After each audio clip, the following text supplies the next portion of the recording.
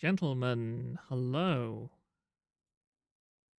I do believe I have pressed the live button correctly, yes. And for a change, I have not accidentally got a tab open where my own audio plays back at me. It's been a fascinating few days, lads. It's been really fascinating, and I apologize if I am probably not going to match the level of fervor and energy that I did on yesterday. But there's been a few interesting updates while I was asleep, nothing too massive, and I just honestly enjoyed streaming so much that also I'm not muted, kill yourself.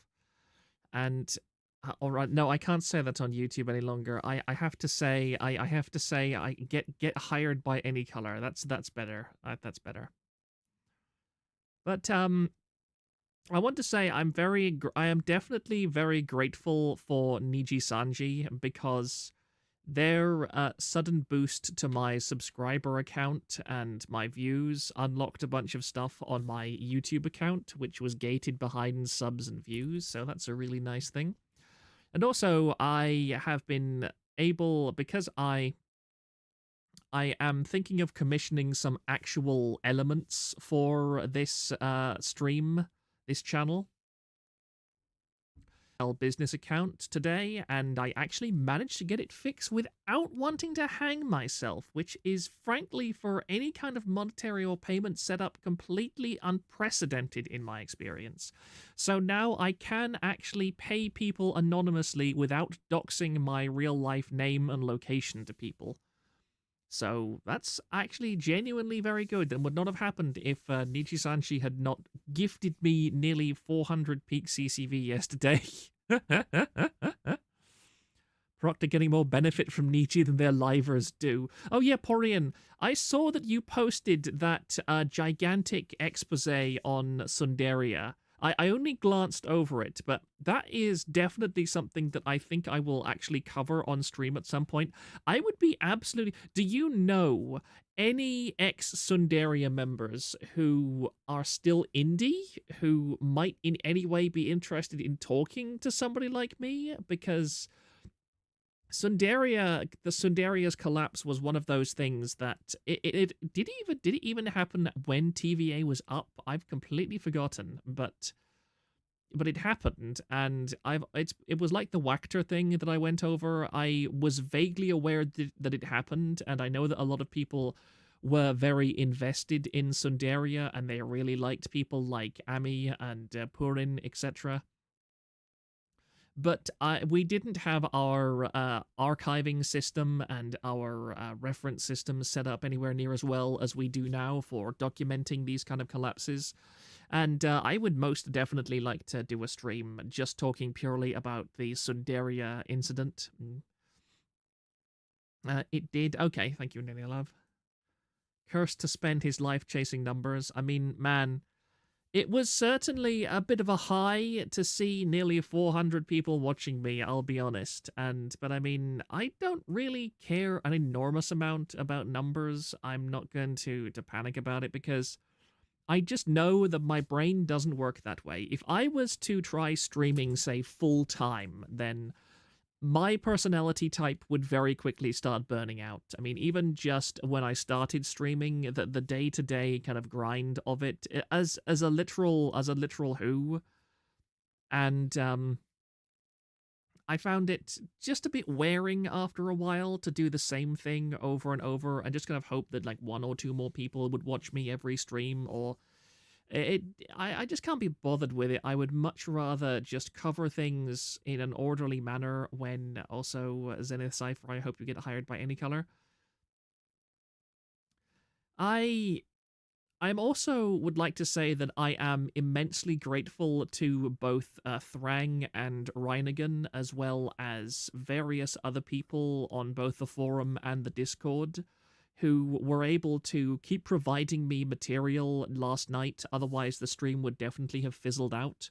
They were able to very quickly highlight things for my interest that I was able to take advantage of and keep my kind of energy levels high.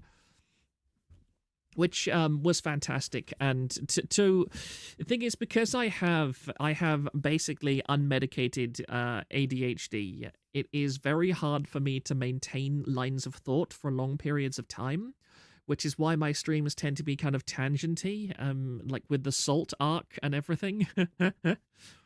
And so once I run out of things to talk about, my brain just tends to go off script almost instantly and pick a topic at random to start mumbling about and incoherently. So having people that are able to keep up with the flow in the background and keep supplying me with things that are both on topic and interesting to look at is an absolutely essential service for any of the kind of deep dives that we're doing on stuff. And my friend Alex actually recommended to me that at some point I go back and I make a proper video on this whole Nijisanji event, which is like not a live stream, but an actual video with some fairly simple editing and so forth to condense down the events of the last couple of weeks into a more understandable format. A little bit like Lugubrious Lupus does, but a little bit less, with a little bit less sea energy, shall we say.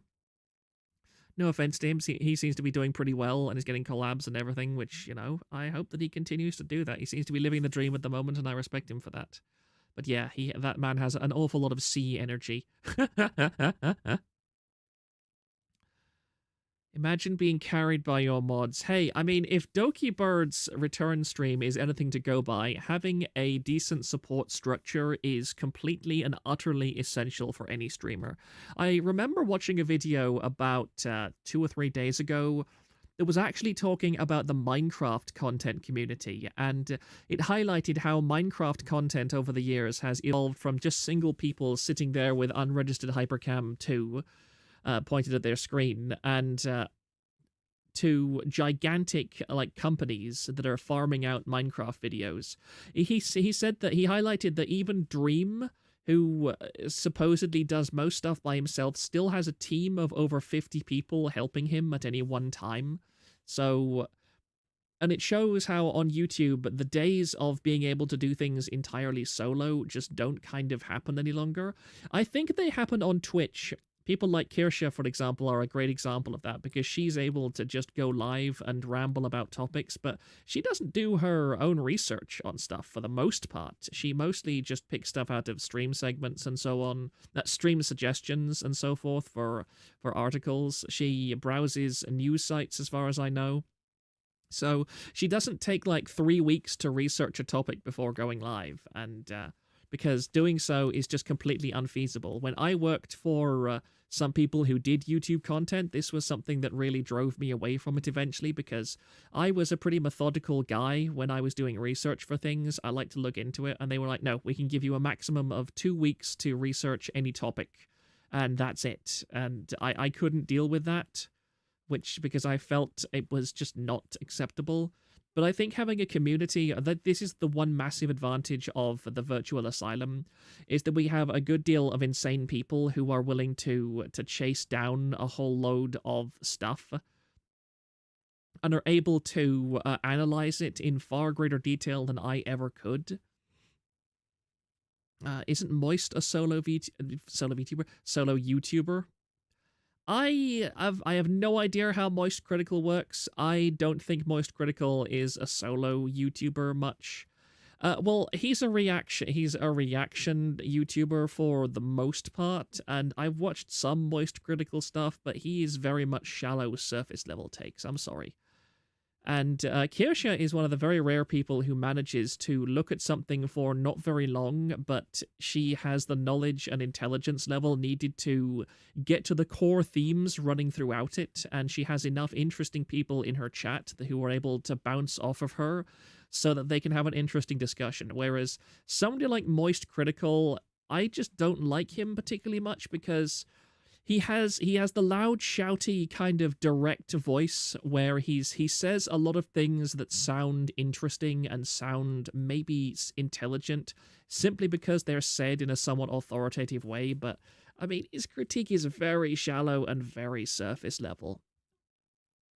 And I just don't have the attention span. It literally neurologically I am incompatible with the deep dive kind of mindset unless on a long-term scale. If you ask me to go away and research a video for like 4 or 5 weeks and come back and make a video in 2 or 3 weeks, then I could probably do that. I could probably do that for like 3 or 4 videos, but then I would 100% burn out. I can't do all of that stuff on my own. So that's why I'm so immensely appreciative of people who actually help me out. And even people like Porian, who just made that giant effort post about Sundaria. Like, I am very much, and I try my best to keep aware of the fact that I am only as good as my community. If I didn't have the virtual asylum, like, let's assume for a second that I somehow have the reach of the virtual asylum without the content of the virtual asylum. Let's assume that the difference between me streaming solo without TVA's audience and having TVA is the same, except in terms of the content that TVA provides. I would have already quit. I would already have burnt out. I'd be like, no, I can't look into this stuff by myself. It's too much. I have too much going on in my life. I have too much ADHD. I get annoyed too easily, and I get distracted too easily. I can't do that. So what you guys very much enable me to do is focus. You parse through all the nonsense stuff that when I look at it, I just get distracted. It's like, if you know the wiki walk, the term wiki walk, where you go to Wikipedia to look something up, and then 4 hours later you're looking at the breeding life cycles of hippopotami or something equally random and disconnected to the original topic. That is me. I can sit there and I can open something like TV Tropes or Wikipedia. Well, I've progressed slightly to somewhat more academic sources since then. You would just be a gayer Kuririchi. Zoomer brain. If I had been born, say, 15 years sooner, and had not been born to a family of virtual Luddites who refuse to have things like television in the house, I would most definitely have that Zoomer brain. I would not have been able to mature my effort posting and my life cycle, why did I say life cycles? I don't know. My writing abilities to anywhere near the current level. I would 100% be one of those people who just sits and stares at TikTok on their phone all the time. It is not any necessarily personality trait of mine that has avoided that fate. I was simply fortunate enough to be born at the right time, to the right people who were able to bring me up in such a way that I have more respect for my time and my energy than getting into that kind of nonsense. But there's that part of my brain. I know that if I wanted to, I could slip into that, just keep swiping left, or however TikTok works, because I've literally never used TikTok in my entire life, and I intend to keep it that way. I could slip into that mindset very easily, and it's something that I consciously struggle with an awful lot. And I'm very grateful you guys make that struggle a lot easier. I won't say anything stupid like you're my support network or I would be, or anything like that, but you genuinely have improved my life a fairly amount. Sorry, I was just distracted. Again, my brain took over. I was just distracted by something in Discord.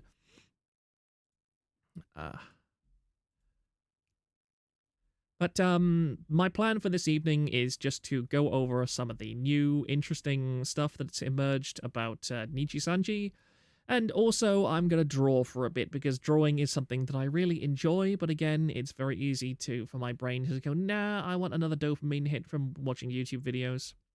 Imagine still living with your parents. Mate, I intend to live with my parents until my mother dies.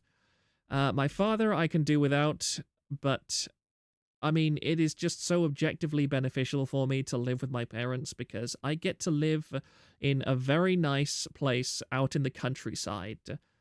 We are very self-sufficient. We are self-sustaining in as many ways as possible. We've got solar panels. We grow our own vegetables.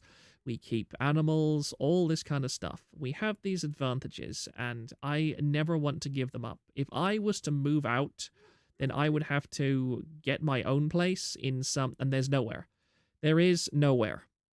Ireland has a massive housing crisis at the moment, and it has 10,000 Irishmen who are homeless, and the government is literally paying something like $800 a month per room for any property that is willing to give rooms to migrants. So if you have a four-room house and you can convert every room into a bedroom, then the government will pay you 4 times $800 to house a single migrant in every single one of those rooms. Now, you tell me, in that economy, what do you think rental prices are going to be like? What do you think the housing quality that a single person with with a very modest income is going to be able to have access to? It's nothing. It is absolutely nothing. I am objectively better off in my current situation, and I intend to take advantage of that for as long as possible. And I think that nobody has the right in this day and age to in any way criticize somebody for the way they live like that. One moment. Look at something. Yeah, we're good. Sorry, I was distracted for a moment. Again, 71 people watching. Good grief.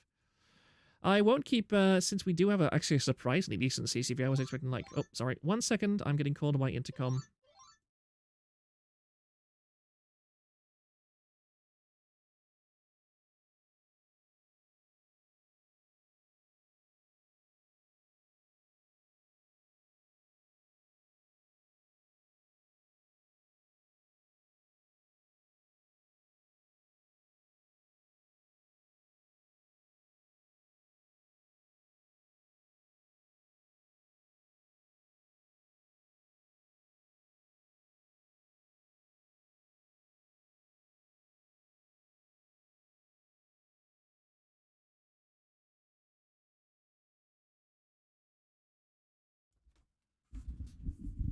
Right, sorry about that, guys. I just got a call on my intercom from my parents, so that's why I had to mute myself very suddenly.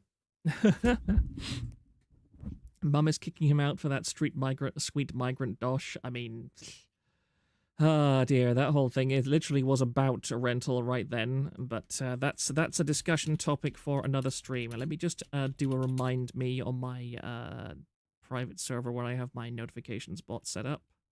Yeah, speaking of notifications and stuff that I have accessed, I used to not really put much effort into stream elements or anything like that, but I'm now seriously looking into stream elements to set up things like subscriber, what regular streamers have, like subscriber notifications and so on.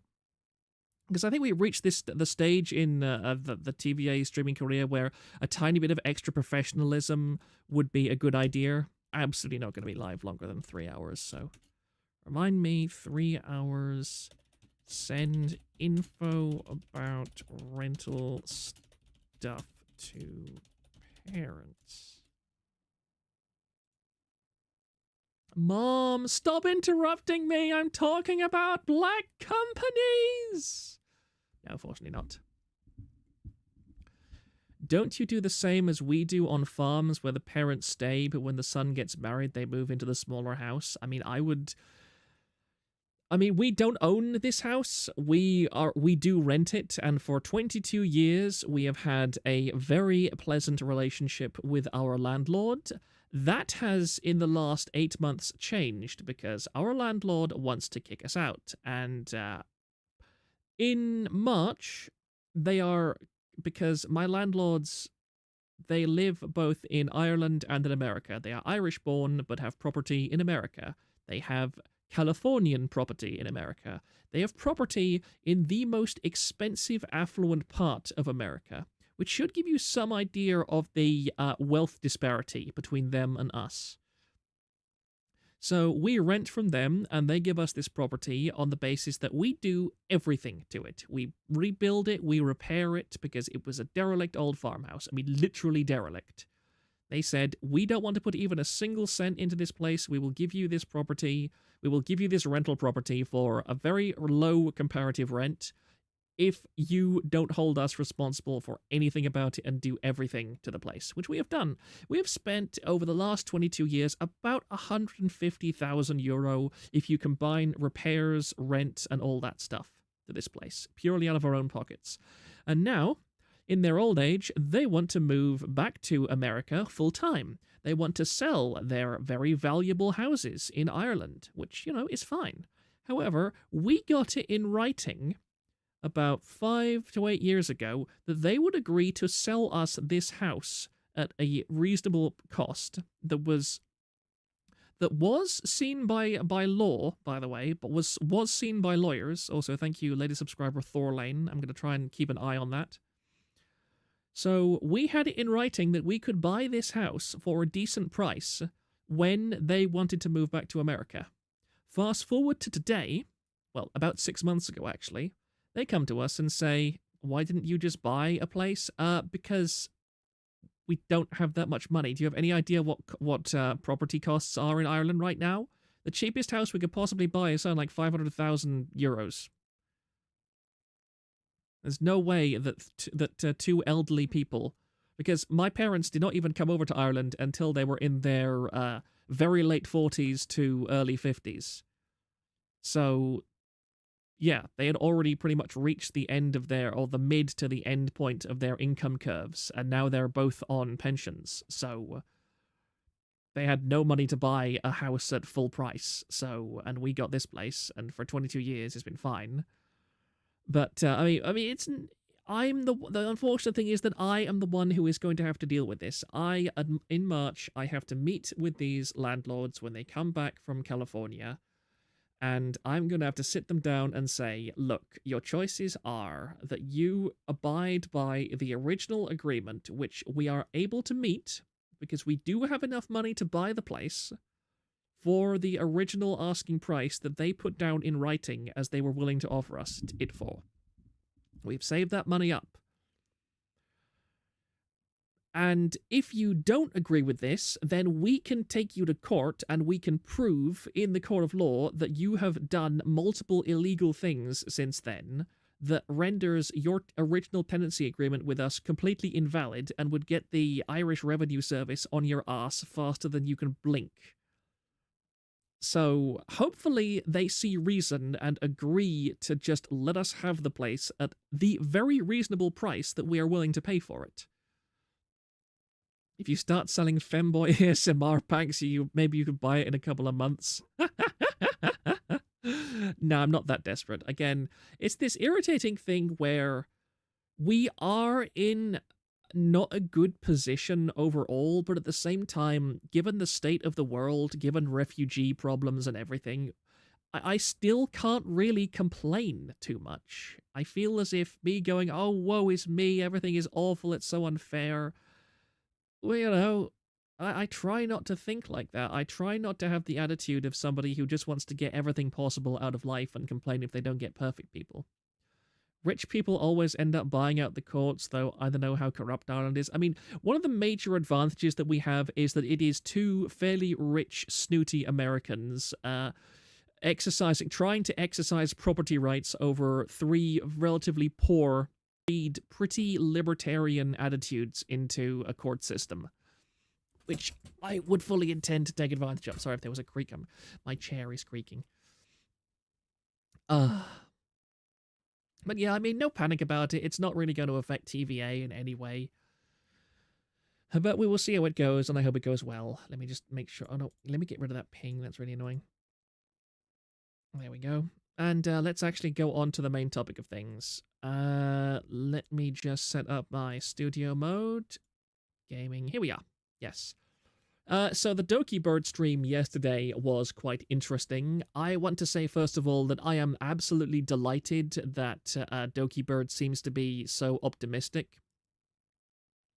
I was very happy to hear how cheerful she was, how many projects she had going, and all of that. I really don't think that Nijisanji is going to destroy her, and I think somebody said that she's absolutely smashed the record for any indie debut in history, because 120,000 live viewers at one point, that's I'm pretty sure that's a record even outside the VTuber community. Doki Bird getting 100k CCV yesterday, love to see it. I agree, that was lovely to see. Again, I don't even really follow Selene very much, but I watched that entire stream, and I'm very happy for her. I am very, very happy for her. Okay, let me just go over here. So this is just pretty simple. This is somebody, Maddie on Twitter rather. I'm sorry, Twitch and Twitter constantly get mixed up in my head. So summary for the stream, for anyone missed it, is that she wants to move on completely. She didn't know prior to the Niji announcement that she was terminated. She only found out when a friend sent her the tweet. She tried to stay neutral. She made a statement in advance with her lawyer in case Nijisanji terminated her. The statement posted was written by her lawyer and is safe by law. She never wanted the public to know anything about the bullying drama, so that right there hard confirms that Nijisanji blundered unfathomably when it made any kind of inciting comments about there being bullying or drama or anything else, and she legally can't say anything more about the bullying issue, and she confirms she was in hospital for suicide and sent Nijisanji hospital notes and therapy. They disregarded it. So yesterday, I read that entire long screed about from that guy who works for the on Super Robot Wars games, and wait, she matched the CCV for Baijo's debut. Damn, I didn't know that Baijo got such a great debut. Congratulations on her. The Rock definitely deserves it.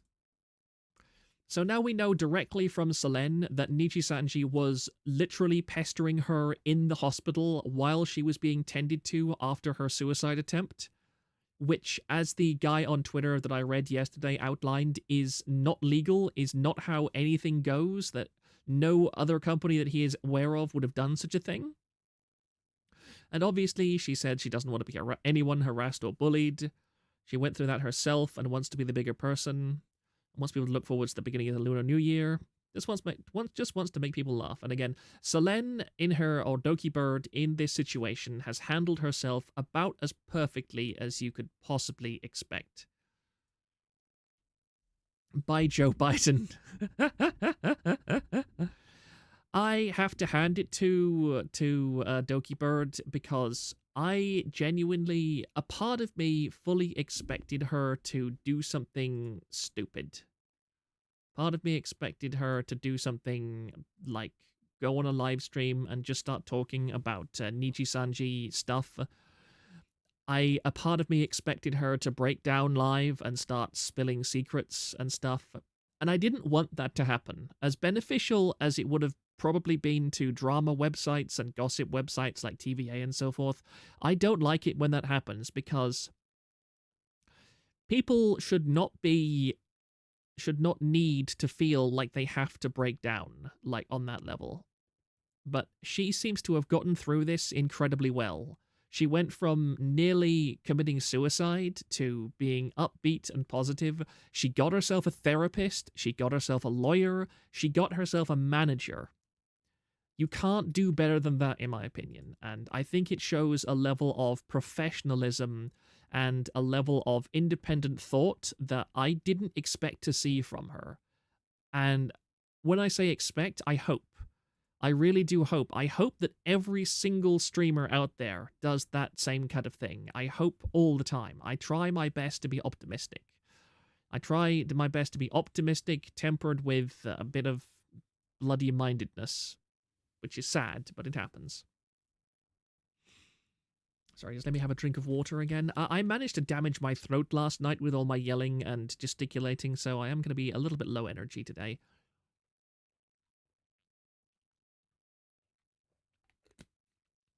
She said she's not happy, but feels a lot better. Yeah. I mean, you're not going to get over this in a month. You're not going to get over this in a year, probably. But I think that she has made the conscious decision to be as positive as she possibly can. That she's not going to let it get the better of her. That she has enough self-worth. And this is absolutely critical to anybody who has ever suffered from depression or misery or anything like that. It's very easy to let it get the better of you. But you have to have dignity. You have to value yourself on some empirical level that transcends all those parts of your brain that says, I am miserable, I am awful, I am worthless, I deserve nothing. You need to look at yourself and go, and realize that your thoughts about yourself are less objective than your brain can be, that your rationality can be, that even when you're depressed, you can still rise above that by going, I feel terrible right now, but these are all the things that I have accomplished. These are all the things that I have as advantages. These are all the things, maybe I do have disadvantages. Maybe I do have a lot of problems, but the fact that I have problems does not change the fact that I have value as a human being. And I don't mean in that silly, everybody's special in their own way kind of way. No, you need to have an empirical understanding of your advantages and all the assets that you have at your disposal. And I know that's a hell of a lot harder for women than it is for men, trust me. But I think that's the way you go. And again, I am not a qualified psychologist and I'm not a qualified therapist, but that, in my opinion and from my life experiences, is how people should look at themselves in those kind of situations. Let me just. Now then, let's just move on. I've got about 1, 2, 3, 4, 5, 6, 7, 8, 9, 10. Just 10 tabs to get through tonight. And this was this was a very cute thing that I saw happen. I reckon the therapist was placed upon her due to the attempt to do a flip. Not sure if it was her decision initially. I mean, maybe not, but she certainly didn't seem unpleasant about it. Yeah, this Rice guy was the person who rigged Selen's tomato model, and from everything that he says, he had no idea any of this happened. He didn't realize that Doki Bird was Selen. And this is so cute. I really find this adorable. When I saw this, it warmed the cockles of my heart. Just this really cute little doodle that he made. It's that tomato VTuber I rigged a few years ago. Haven't seen him in a while. That he's just like down here. That's really cute. I really like that. I think that this very much shows just how much this has gone mainstream, that so many people are reacting to this, and it's really cute. It's really cute. It's Canada. She went to hospital to... Yeah, unfortunately, she didn't go that route.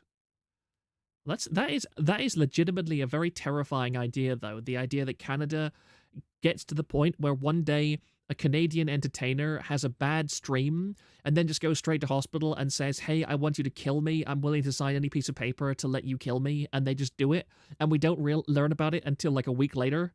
And when they've unlived themselves. That's a horrible thing to think about. And the awful thing is I could see that happening. That we live in a reality where that is not an impossible outcome within the next 10 years. And I don't like that. I don't like that at all, lads.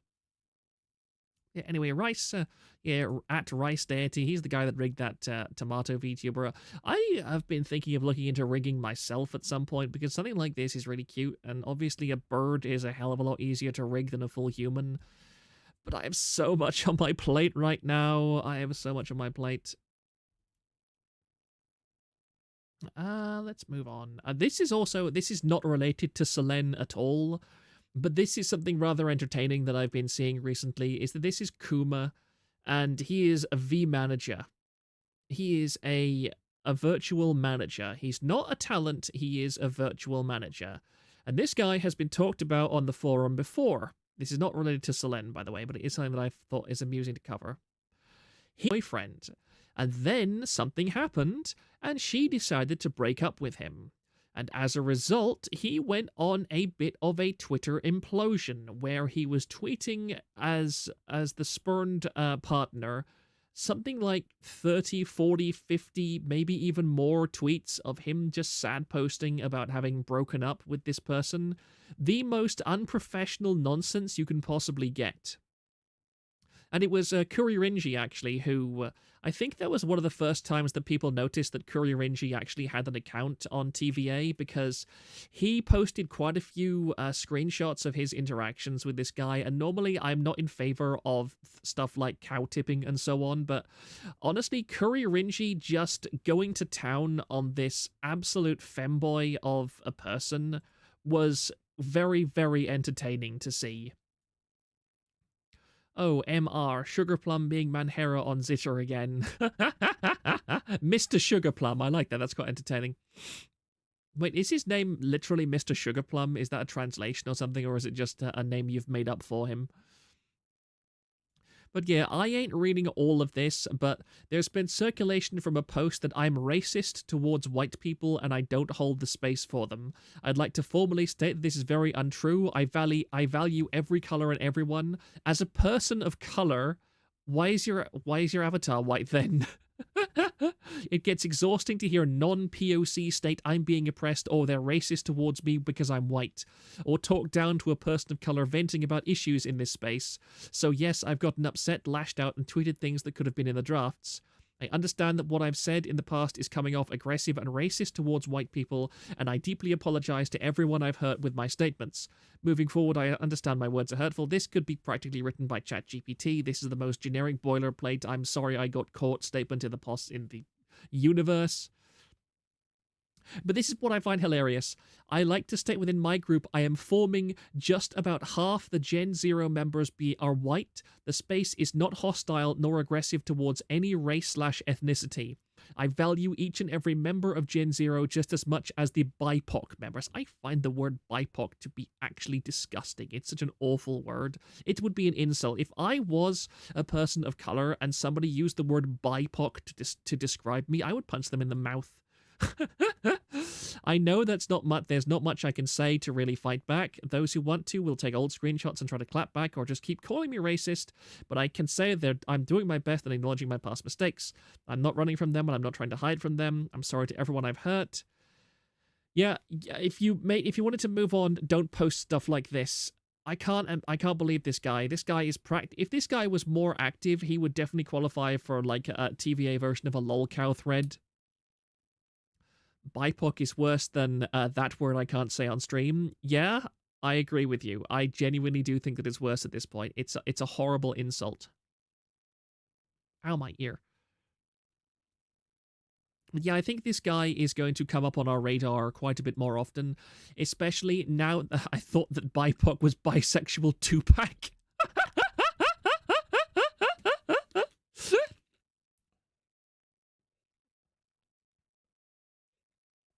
Considering TVA is premier space for VTuber news, I'm not surprised if both False and Kuririnji and Depressed and Parrot had accounts on TV. Yeah, Kuririnji definitely has.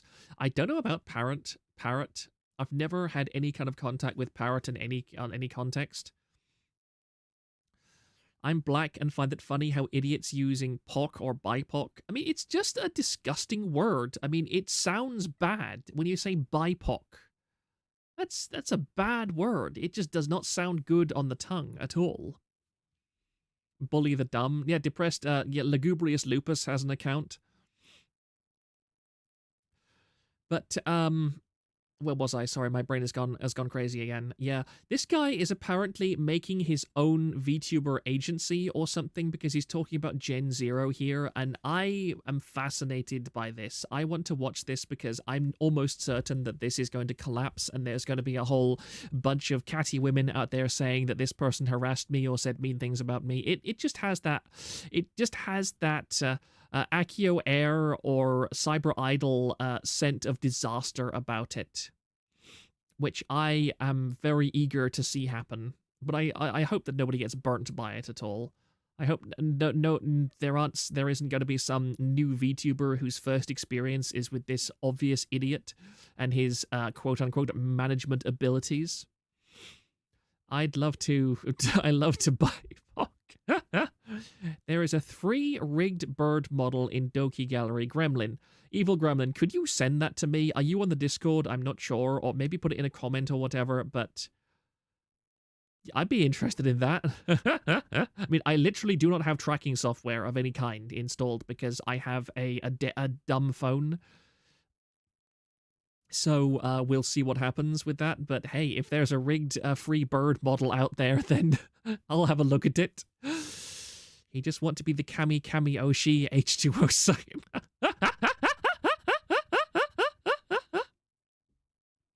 But let's not dwell too much on this individual. Oh wait, I say that and then immediately see that's just my personal archive of stuff. Yeah, this meme somebody made, I find highly entertaining as well. The 200k projects, my beloved. I think that Nijisanji is going to see this pop up in their feeds an awful lot in future, because that was another thing that Selene said, is that she spent $200,000 on Nijisanji projects in the last year, in 2023 alone. She said on stream that she had not made a profit the entirety of her year as a streamer with Nijisanji in 2022. 2023, rather. 2023. And she contributed to the company over $200,000 of her own money on personal projects, or possibly projects for other streamers. We don't know exactly. And for Nijisanji to do what they did to Selene after being aware that she spent nearly $250,000 on their brand without making a profit is a special kind of sadistic corporatism. Now, I will say that I think that Selene was a little bit stupid to spend that much money in 1 year. But, I mean, I'm not her manager. It's not something that I can speak on. But, yeah, 200,000? If I had 200,000, I'd be buying a house with it. Remember, this is also after taking the Riku tax out of all of her income. Yeah, I don't even know what Nijisanji's... Do we have any idea? I know the 2% merch nonsense, but do we have any idea how much money Nijisanji actually takes from Super Chat revenue and so on? It makes me so mad that they dare to harass her after her attempt. I agree, it's horrible. It's absolutely horrible. And I have a feeling that we're going to see more incidents of that. And Nijisanji's public reputation just seems to be permanently poisoned in the English sphere. If it truly is as bad with projects in Nijisanji, maybe the payola is needed. Yeah. I can't comment. Tons of projects were cancelled that never saw the light of day, so there might be tons of stuff she made that is just dead and they could never make money for her. I agree. Just like that music video that she would put out, that would have probably made back the amount of money that she put out for it. And it's just like I discussed yesterday, that it's not the case where Nijisanji just does not have the capacity to support the talents and the livers' activities. They have, their Japanese branch puts out music videos and stuff all the time, so it is Nijisanji intentionally trying to incompetently... Nijisanji is intentionally incompetent at this point. There is no excuse for it. Their corporate culture must be rotten, almost to the very core, by this kind of nonsense. Like, after the cut of Twitch/YouTube, Niji takes half of what's left. Damn, her overall... Not in Discord, look Twitter, stealthy_mouse. Let me just go to the live chat and copy that. And put it in my personal Discord to remind me of that. Remind me 3 hours stealthy mouse. Okay, I will try and remember to look that up after stream. Thank you very much. With 200k, you could make your own VTuber company with third world country sad girls. There are, it's kind of funny that there are a surprising number of Latina VTubers out there. I like BB and Purple Lavender, who I sometimes watch on Twitch. And I'm sure there's tons more than that. It's a shame about the... I would honestly watch more Latina VTubers because they're quite funny and they're interesting and their cultural perspective is quite fascinating compared to the Western perspective. They tend to be a lot more raw than Western VTubers. Their life experiences are very interesting to listen to. And so I very much enjoy Latina VTubers, especially when the Latinos in my Discord scream at me every time I mention them. If the livers are willing to put their own money to projects, why would Niji want to put theirs? It's not a case of Nijisanji. It's honestly not even a case of money. It's a case of bureaucratic nonsense.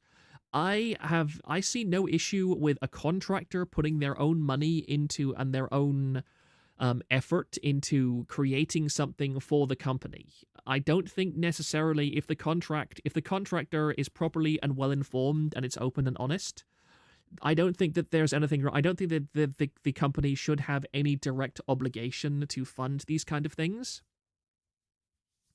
But I do think that when a contractor puts their own money into a project, then you as a company have a moral obligation to facilitate that contractor and make sure their money is not wasted.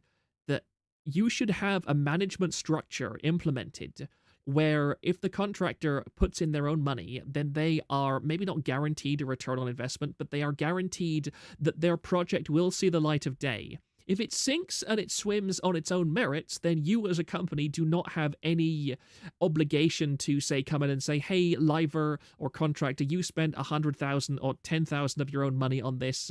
You only made back 5,000. We're going to give you another 5,000 to cover it. No, a company has no obligation to do that whatsoever, either morally or contractually. But if they are not being asked to put their own money towards it, they should at least make it administratively easy. And that is one of the main things that people want to be in a company for, to have managers who are competent and are able to tell them, you can do this, you can do that, you can come up with the idea, and I will take that idea and I will bring it to you in reality. I will deal with the irritating processes so that you don't have to. But repeatedly, time and time again, from people like Nina, Mr., Pomu, and now Selen, we have been told over and over again that the worst thing that you can do as a Nijisanji contractor is to bring Nijisanji management into any of your issues.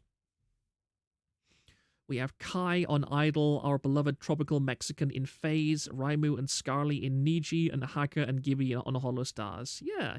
It's nice to see so much, a rare case of good representation, guys. Oh, right, and we have male Ollie on First Stage Production. I actually don't even know what First Stage Production is. I very vaguely know what that means, but nothing else, really. I'll have a drink. It's nice to not be yelling for a change. Let's move on. And this is also currently a nice meme made of Nijisanji's current stock issues. We have been seeing a steady bleed of Nijisanji stock in the last few days. You can see up here that at the moment, any color is down in value by 10.21%. Over the last 5 days, their stock value has gone from 3,800 yen all the way down to, let me see, almost exactly 3,400 yen. So their company has lost a pretty substantial amount of value. And this has been covered. You can see Silicon Era and other websites like that have been covering this. And I'm curious, has anybody seen any positive spin for Nijisanji in any kind of news company? Has any website, has anything like that that you have seen put out some kind of news article saying either Nijisanji did nothing wrong or Nijisanji is not a bad company or anything like that? New company that for some reason are making decent numbers even when no one knew about them. Interesting.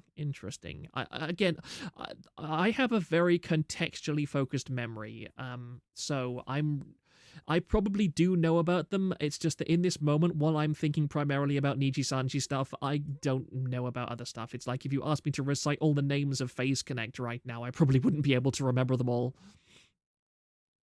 If there are no other major drama, I believe a slow recovery. Yep, I would lean towards it as well. Selen and Niji started the biggest branch-wide Among Us lobby over ever with termination. Wingthor, that was a very ESL message. I don't quite understand what it is.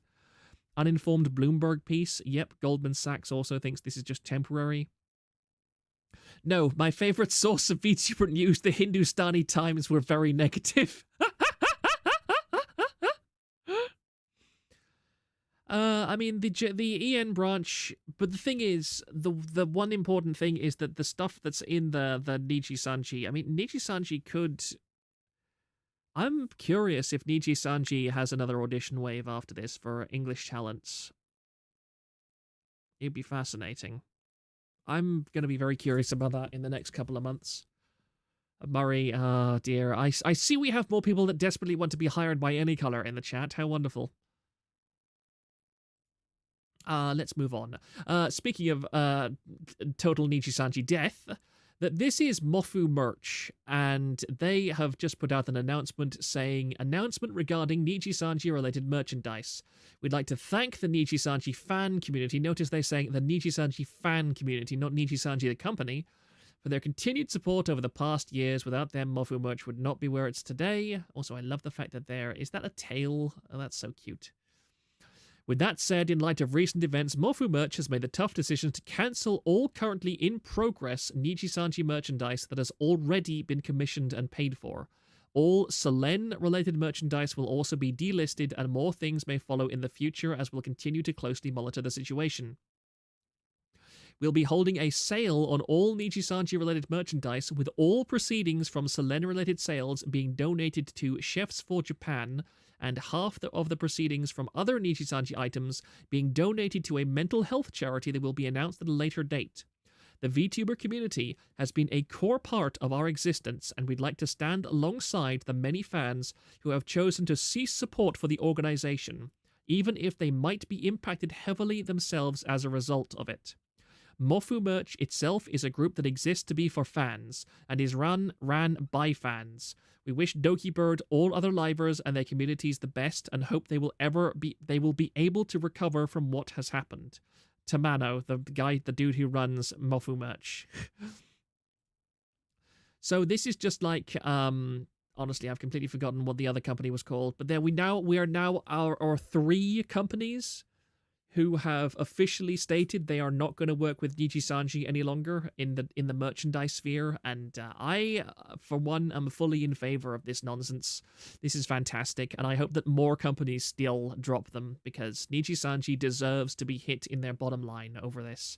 They deserve to lose corporate contracts. They deserve to lose merch sales. It's just, even if, again, I've said this, at this point, it's so far in the opposite direction that even bringing up this idea as a counterfactual feels a bit disingenuous.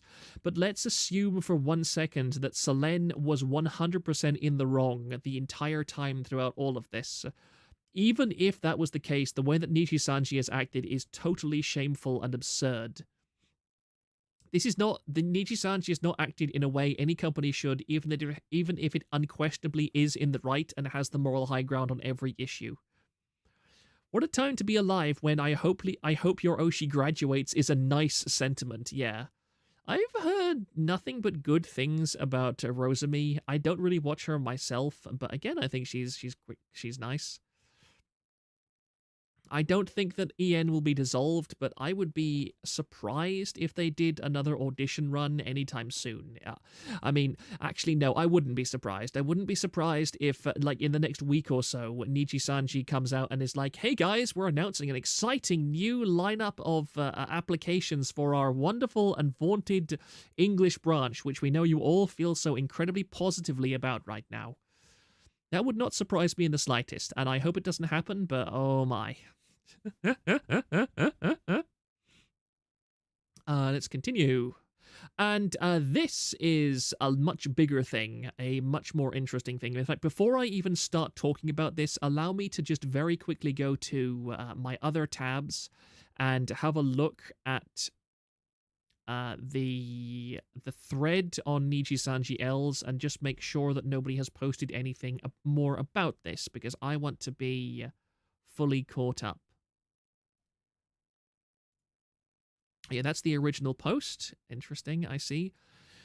So I won't show them live on stream. You can go back and have a look at it. But yesterday, a person known as Raziel Warmonic dropped some screenshots of a call that she claimed was between Nijisanji livers Scarly and Aster, that was basically them getting into an argument and having a bit of a falling out over it. It painted Aster in a very bad light and Scarly in a victim light, and it has been It did the rounds on the Twitters and Anon sites and all that kind of stuff. Wingthor, I would like to see a new gen announcement just for the community reaction. Oh yeah, that would be hilarious. How hard it would be view bombed. It would be the VTuber equivalent of YouTube Rewind, honestly, at this point in terms of PR negativity. Also, give me 1 second, please. I need to blow my nose.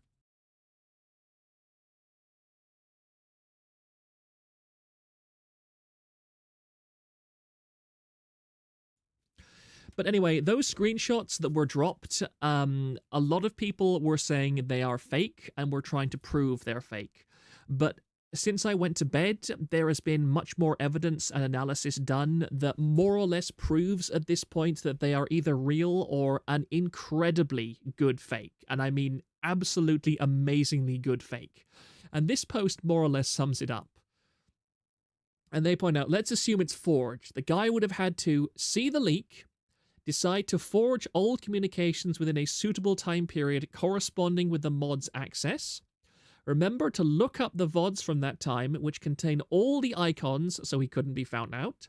Make sure the icons aren't blurry enough when extracted to look fake. Create the accounts, because he would have faked the accounts themselves. Add the filler above. Compose the messages, which we know are very long, because if you look at the sidebar on those the screenshot, it shows that's a long message history. It's not just two people that are just sending messages that are unique to each other. Remember to download an old version of the mobile Discord app to display it. I tried, by the way. My phone was incompatible for some reason. Forge and add the emoji reaction screenshot. Add subtle blurring to the image to make it look more authentic. All in 1 hour. Let's say he's looping the fourth or whatever, fine. Will and ability and knowledge of how two niche livers type. Here's what I still haven't figured out. How the F are you going to forge those timestamps? This is a mobile app, not the web browser. That's why you have the old layout, because again, one of the main reasons why these screenshots are considered to be authentic is because they are from mobile Discord, not desktop Discord. So you can't just go inspect element and change things around to create a fake screenshot. They are also considered authentic because they use an old version of the mobile Discord app, which is deprecated. You cannot get that version and that UI on current modern Discord apps. So that makes it that much harder to fake. And then he says that there is a time gap of 138 to 243 on the same screen. The text isn't edited in an image. It says yesterday. You can't inspect element. Dude couldn't have waited 1.5 hours since it was posted within an hour. So this is, in my experience, in my opinion anyway, I would still be questioning all of this if I didn't have people like Reinigan and so on who were technically skilled enough to look at these screenshots themselves and do at the very least basic analysis of them and say this is not fake. They have said it's not fake, and at this point I have seen overwhelming amounts of evidence that these screenshots are genuine and absolutely no evidence beyond reasonable doubt that they are not fake. So, and then we have the interesting thing that the day after all these were posted, let me just see if I can find the actual thread on it. One moment, please. Because Scarly and Aster are currently live, I believe, that almost as soon as this was posted and this started making the rounds on Twitter and everywhere else, Scarly and Aster suddenly announce a collab out of nowhere, and then they start typing weird emojis in chat to each other that is practically, or on Twitter to each other, I think, which to me, I said yesterday, and I said on Twitter rather, that I expected Nijisanji, that even if these screenshots were fake, I would expect the Nijisanji management to be so clueless that they would put out some kind of statement saying, for the health and safety of our livers, Scarly and Aster, we are having them take a break. Or have Scarly and Aster do that thing where their managers post on their account saying, oh hey, I'm going on a holiday that I've been really happy for in the last few hours. I'm going on an impromptu sudden holiday that is totally real and is definitely not my manager in any way hijacking my account to post the fact to make an emergency cover for the fact that I have just been suspended. But instead, they're kind of going another route, and in fairness, I didn't see that happen, that they've suddenly decided to come up with a collab together. Now, the thing is, let's assume for a second that Scarly and Aster, that this is fake. Scarly and Aster benefit in no way from this sudden collab. If this collab, let's look at a few options. Option 1, this collab was always planned, and they had known about it in advance, that it is completely natural. There is no issues or no problems at all with this collab. And then these screenshots come out. I would have cancelled the collab. I would have cancelled it, and I would have put out some kind of statement saying, due to circumstances, it would be in poor taste or whatever to have this collab right now, but we are going to have it in future. That would have been a good idea. Now, point 2. Let's say the screenshots are 100% real. Then you don't collab. It's a bad idea. It's a terrible idea. It's a very stupid idea. Because the only thing that this sudden collab will do is make more rats, yet more rats. And they did that silly Twitter thing where they sent heart emojis to each other and so on. That means nothing. It means nothing. Now, if it had been me, what I would recommend them do is just say on Twitter, on live, or whatever, just say, we know there are some allegations surrounding us. We want to state that they are not true, that we are still friends, that we have no issues with each other, that all of this, because that's really the only thing you can do. You can just say, this isn't a thing, and just deal with the fact that people are going to be ratting about it. It means they know about it. Yeah, I agree. It means they do know. But again, the only real thing you can do in this case is just say, I'm sorry, it's not true, and we hope that you can look past that and look at our genuine interactions and hope you can see that we're not the kind of people to do that. I mean, maybe even not even say that, just say it's not true and move on. That's the only thing you can do. Don't draw attention to it. Don't try and make this silly, forced, oh, yeah, we're definitely friends. Look, we're collabing literally a day after these screenshots emerge. Look, guys, there's nothing going on between us. Because again, even if it is fake, this was a bad thing to do. This was not a sensible thing to do, and I sincerely hope that they did not decide to do it themselves. I sincerely hope this is some kind of forced stupid thing from Nijisanji management which said, look, there are these fake screenshots, there are these fake or real, again, I don't know. The existence of these screenshots and their genuine nature, or lack thereof, is actually not relevant to the collab itself.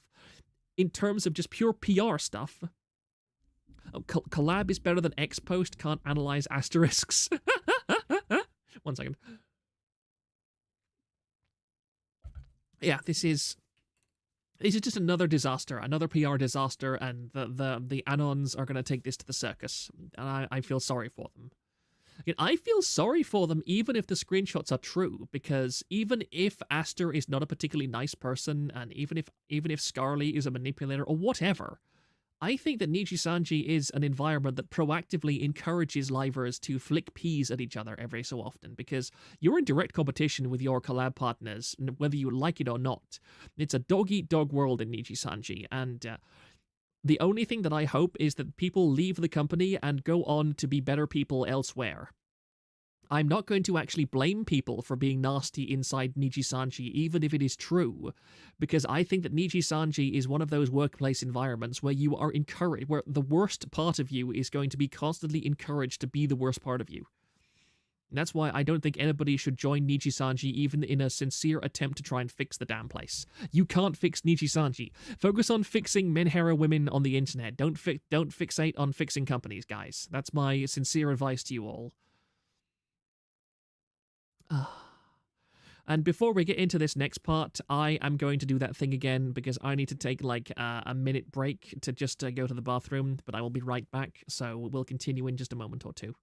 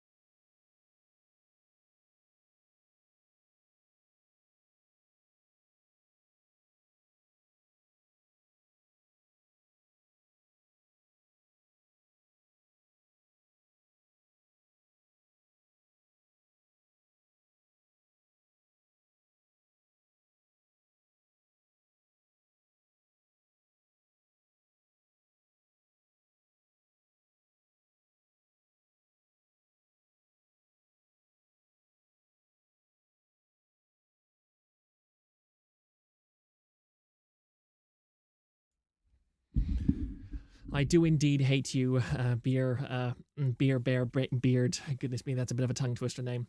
Thank you very much for waiting. Lady subscriber Stray Wolf, welcome aboard the asylum, Stray Wolf. Maybe I missed somebody, I hope not. Best case, they really got over their fight. Worst case, this is a forced collab. That's a good analysis, Wingthor. I apologize, I am very wordy, so Pippa has so many friends now, we can fix them. He's a big streamer, ooh.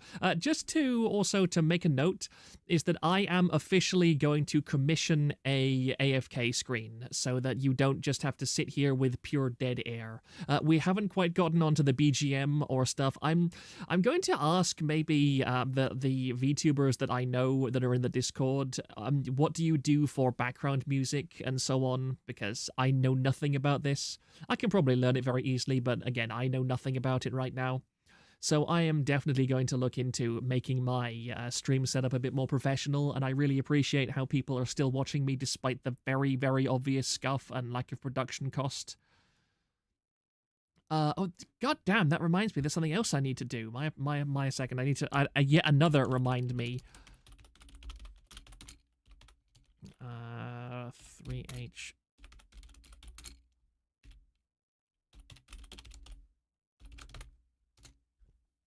There we go.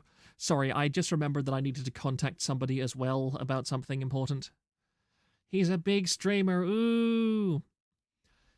Can somebody give me an explanation for Rat, or is it just a false lead? I heard about it first time in a parrot video this week. Wingthor, are you talking about the screenshots that we've just been talking about, just to clarify? I'll look back in a second when you reply. When we're getting our mascot, then get that sorted before. Oh my! 1 second. Did somebody say, yeah, somebody say earlier that YouTube live chat was buggy? Yeah, my live chat just went weird. Let me look back at my actual live streaming page. Okay. Sorry, it's just like 5 messages all popped up on my stream all at once. A VTuber I follow just put the large text toilet when she went for toilet breaks. Oh, I see what you mean. Sorry, Wingthor. Thank you very much, Thrang, for clarifying that. I thought for a second that he was asking as an explanation of what this kind of stuff was, as opposed to what the definition of a rat actually was. Sorry. Not the Picora meme, but screenshots and stuff. Yeah, that's what, yeah. Pippa is like Tomoko from It's Not My Fault I'm Not Popular. Oh my goodness, that anime. I really despised that anime when it came out because the Tomoko anime just dominated my social circle for the entire time that it was on, and it really irritated me because people were just making memes out of it and quoting it everywhere, and it just died. It just became such an annoying feature of every community that I was part of. It was the current thing. I'm so glad, honestly, that it seems like meme culture has changed a little bit, that we don't get such overwhelmingly massive things any longer. I remember it when it first hit the anime community, and that was just a pure cancer for months and months and months.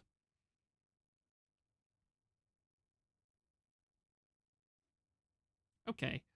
We can move on. So, this woman, I am not reading all of this. Let me just pin this in the live chat. Give me 1 second.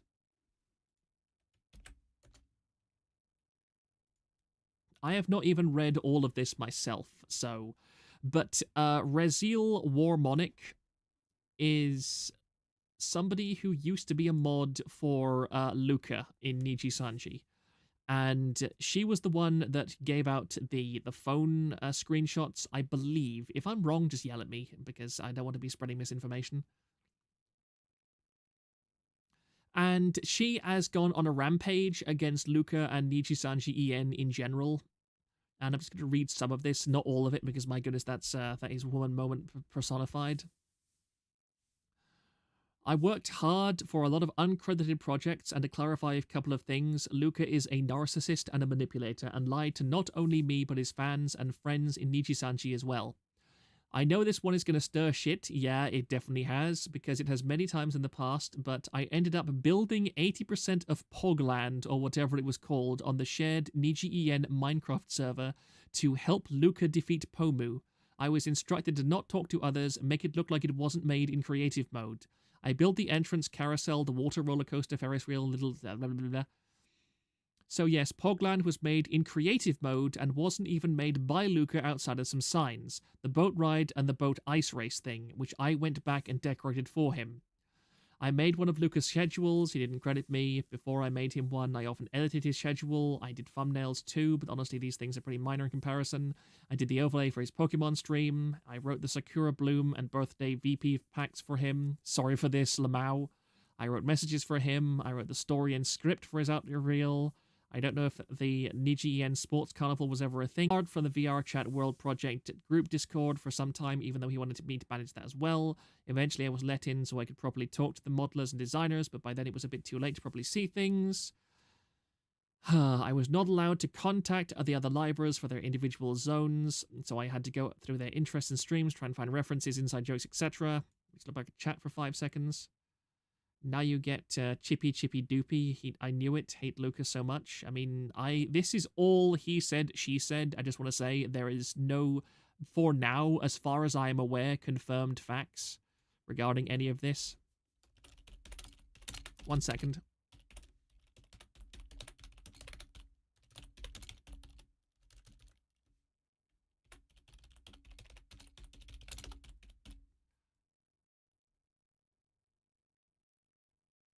Let me just put this on screen to be absolutely clear.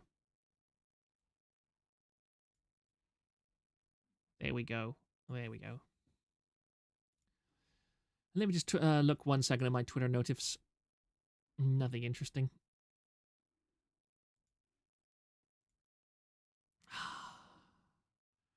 No, it was heavily theorized he didn't build his Minecraft stuff. Okay, that is quite interesting. Was Pogland before or after the poggening that nuked progress? I don't know. I know that some people on the forum were talking about this.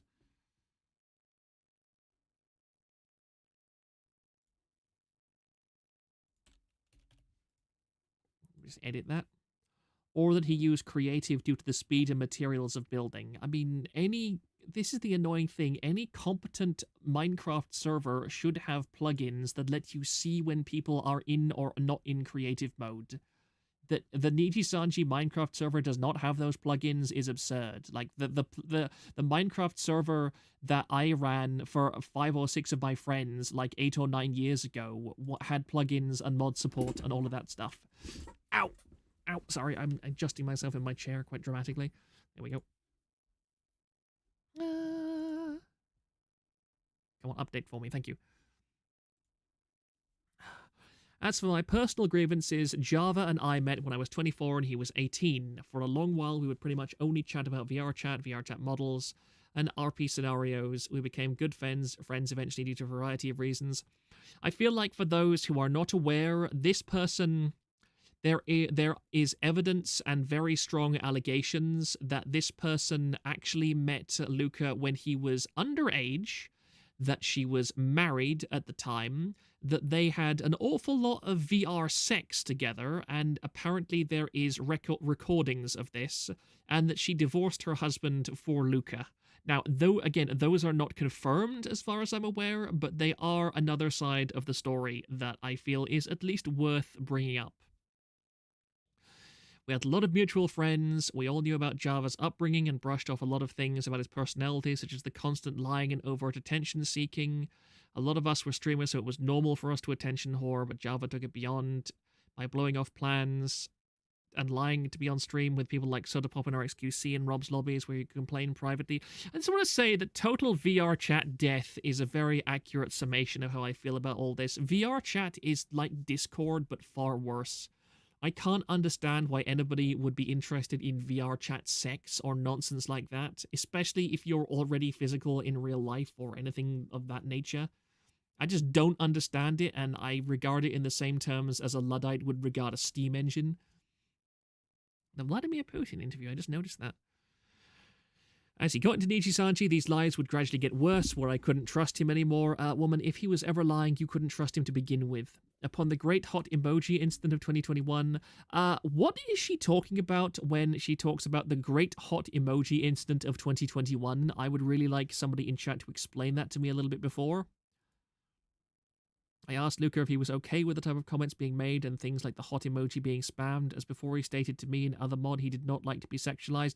My man, you literally had sex in VR chat that was recorded. You are 100% being sexualized. Do not pull that bullshit where you say you're not okay with being sexualized.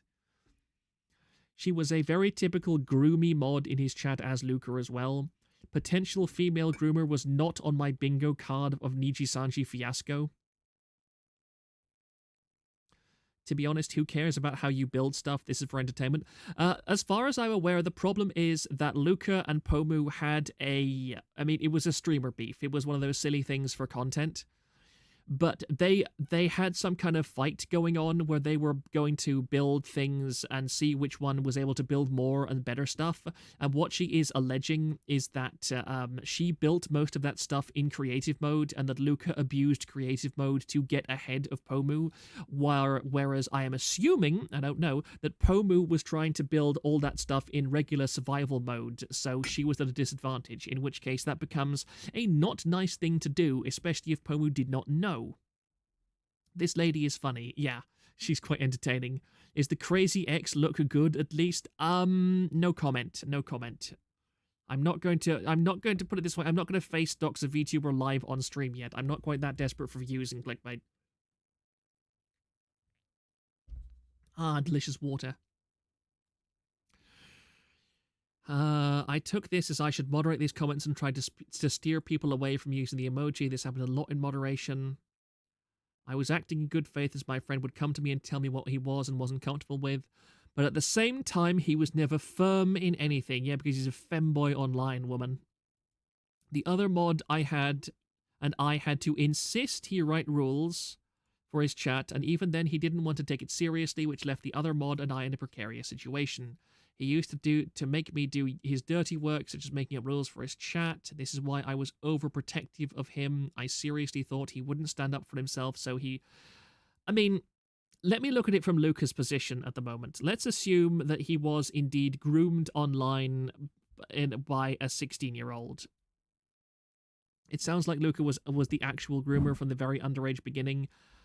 Maybe, but at the same time, if you have gotten a woman at 16 and she is willing to do this stuff for you, I don't want to just come across as a misogynist, but I really do think that any woman who accepts this kind of thing happening to them doesn't have a huge amount of recourse, because I think that if you let this happen to you over and over again, and all of this, and you go along with it, and you don't set hard boundaries, and you don't go out there and say, look, this is unacceptable, I absolutely don't want to, I don't want to deal with this, you've got to do it, or I'm just leaving, or I'm taking a hardline stance.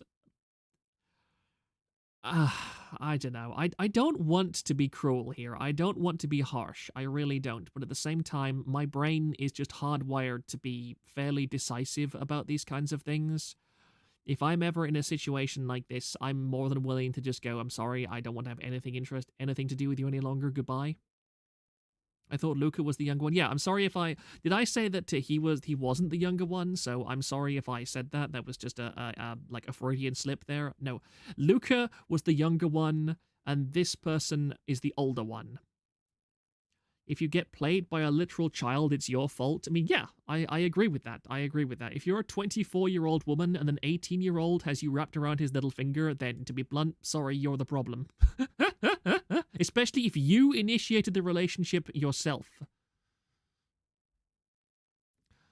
Thank you, Doku Brain, for illuminating me on this stuff. I appreciate it. I did already know that stuff. I was actually talking about the heart emoji stuff. I don't know anything about that, or the the emoji comments that she's making. Are we going? Yes. Okay, this is a massive annoying wall of text, so I'm having trouble parsing it.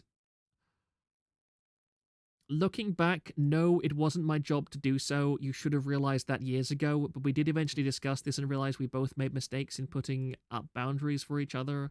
I went silent eventually about modding. You shouldn't have. You should have been decisive. After that, I stopped watching his streams due to shift in content. He would get mad because I didn't want to watch his streams. He's an asshole. They were also late, but I told him while I supported him, I didn't watch the content of content. I didn't watch the content of content. That's badly. He would often get upset and angry at me because I didn't watch his streams anymore. He would talk about nothing but Nijisanji, his new streams, his outfits, his projects, the anime we were watching, or finding a house. And after a while, it became exhausting to me. This feels really petty, honestly. This I actually don't blame Luca for. This is a weird thing to kind of complain about. I got short with him during this, asking if he was ever going to play games or hang out besides talking about Niji watching anime, and it never happened. I mean, if he wasn't paying any attention to you, I can kind of understand, but again, if you have let yourself be taken advantage of and you've given a man a clear indication that you'll put up with their nonsense, men will just take advantage of it. It's biological for them. It's just like lions in Africa. The males sit around doing nothing, and the women do all the work. I mean, it's VTubers. Most such a 15 horny can't get a partner stage, stuck at the horny can't get a partner stage. The worst part is that she was married, allegedly. Yeah, that's a really dumb part. Anyway, let's scroll further down. How much more of this is there? Good grief, there's so much. This is the most hilarious part of all. Here it is. He told me multiple times in Nijisanji as Luca he wanted to leak a better selfie of him because he didn't like the one that Doc Scythe and others had. Many such cases. That's all I'll say on the topic. I had to stop him from bringing stuff up from 4chan. Many such cases.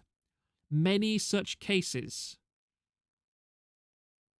He admitted to being in the Lou Cub Discord. I do not know what the Lou Cub Discord is. That he wanted to get rich and famous to stick it to Rob and others, such as his parents, with that out of the way. We both were toxic to each other at various points, so I'm not going to sit here and say one outweighed the other. By the way, I'm holding something quite close to my face right now. Does that make my voice sound any different? Honestly, we were both terrible towards each other towards the end of our friendship, and I absolutely admit to yelling at him, crying, melting down, yep, standard woman moment stuff. I couldn't understand how he could vent to me, but if I vented to him, it would end up in him getting upset and cancelling stream, which would make me break down and feel worse. Again, many such cases. Every single part of this statement is like toxic relationship 101, and I've seen it so many times, it's actually absurd. That's his fan's name, so a fan chord. Lo, I hope that one is true. Does he think he's Narcissus? Why is Proctor reading the shortest left-wing meme?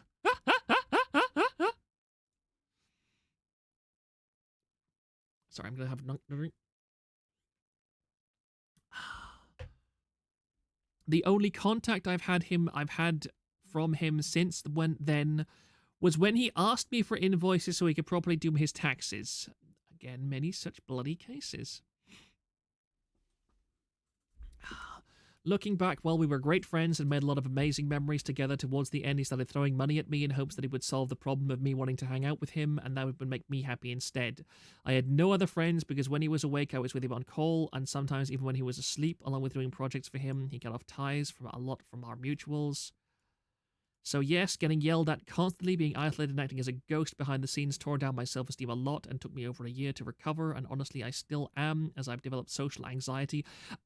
When somebody says they've developed social anxiety and then they make this kind of post, I don't believe them.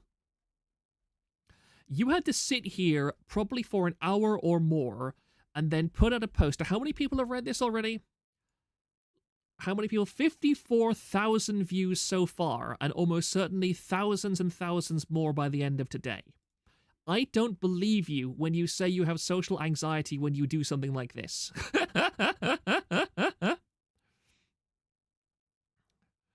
They got banned from Tinder and now use Kiwi Farms as a dating app. Sorry about the muffling thing, I'm just curious. TLDR, we were friends. His egocentric personality he had before Niji was fueled by getting into Nijisanji. Then there was the fame and the money. They cut ties, and the two were screaming at each other. and we couldn't be friends anymore. Java Luca often goes back on what he says and is a chronic liar leading to many issues. That's the last time I will speak about this. Whether you want to believe me or not for whatever reason is not your story to tell.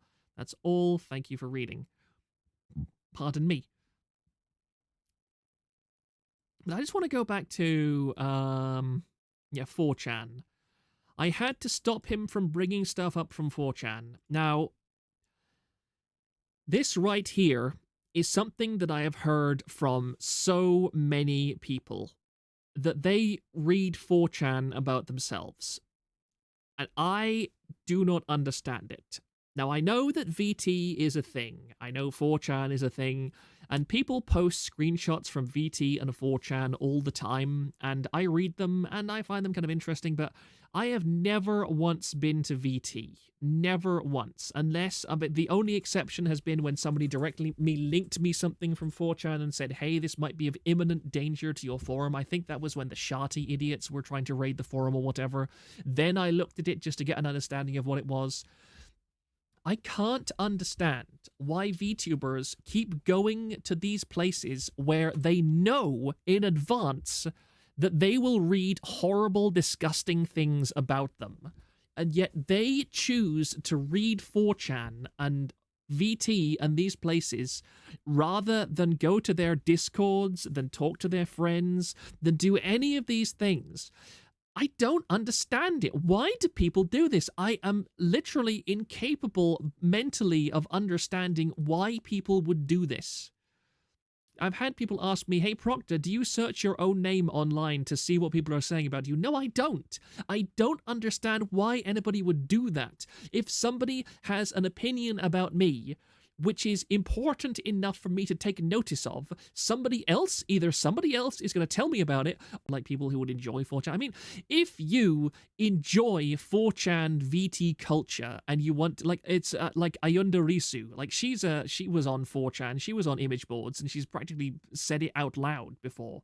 Like, she recites 4chan memes and silliness like that, but she obviously enjoys that kind of thing. We're talking about VTubers that go on VT, that read about people on VT saying horrible things about them, and are legitimately depressed and miserable for hours and hours afterwards. Whereas in my head, I can't stop thinking like the Tyler the Creator meme, which I cannot put on YouTube. Just don't look at stuff that hurts you so bad. Do not Lime Thomas What? You really just jealous they go to VT? What the hell are you talking about? What the hell are you ESLing about Bear Beard? I can understand maybe 60% of your comment there, sorry. Yeah, I mean, ego searching only makes sense to me if you're looking up good stuff. Sorry, I misremembered. She actually banned the Chinese sisters who were spamming that during Ring Fit. Augustus the mod did nothing wrong, sisters were at fault. Okay, that makes a little bit more sense to me. The rats that Pomu liked Luca were due to Mizuchi during those Minecraft autism builds. Okay. Maybe just scroll up a second. No, I think we've covered pretty much everything so far. But yeah, what is Lime Thomas? Did you just lie to us? Oh, sorry. Sorry.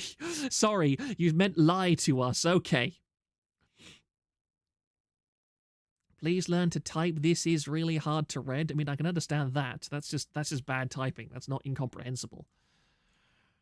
But yeah, this woman has a thing, obviously, against Luca, and she's been very, very dramatic about it. And she's posted a whole bunch of screenshots here. I'm not going to bother reading any. I've not even looked at these screenshots. I don't enormously care about the actual screenshots, but let me look back at situation monitoring on the Discord for 1 second, because somebody posted this. Oh, wait, did I say this? I'm an idiot, and I didn't put it in the right place. Please give me 1 second while I look back at my own stuff. From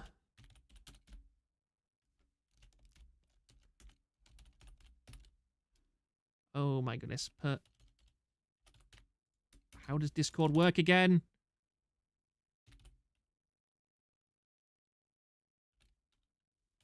Is it because I'm in streamer mode? Is it because I'm in streamer mode? This is so irritating. Why can't I find this? And then we have Moth. Why are Moth Enjoyer and Pipkin posting about Biden in my Discord? It is because I'm in streamer mode, I swear. Yeah, I'm sorry. Streamer mode means that I can't look at I'm very sorry about this. This is very irritating. Here it is. Here it is. Here we go.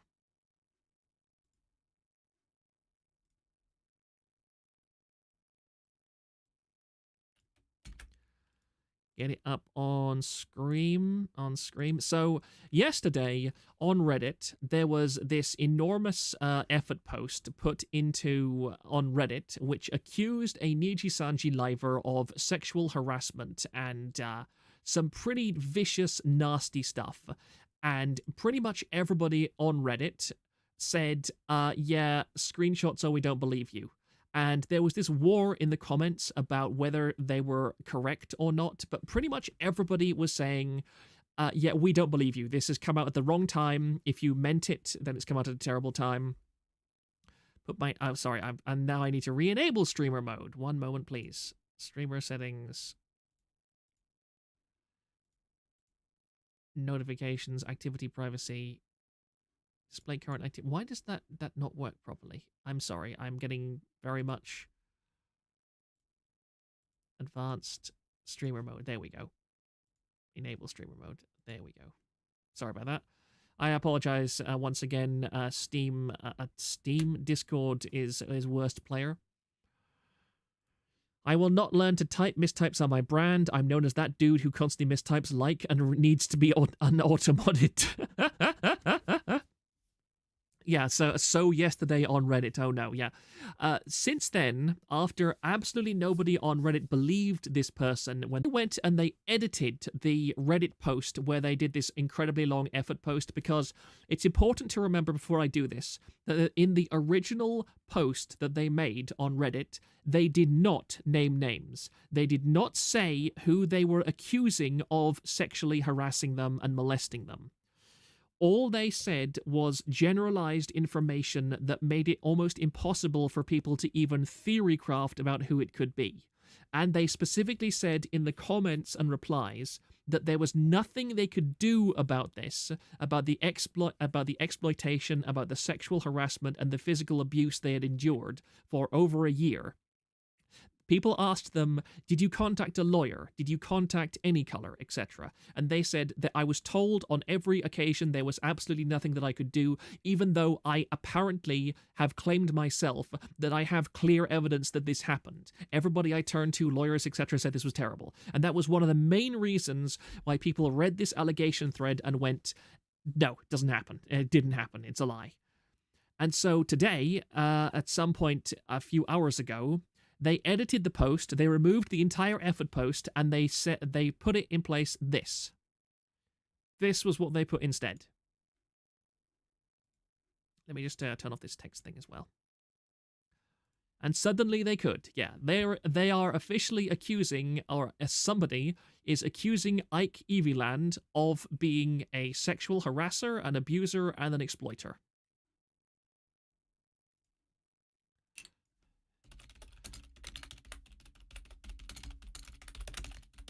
One second.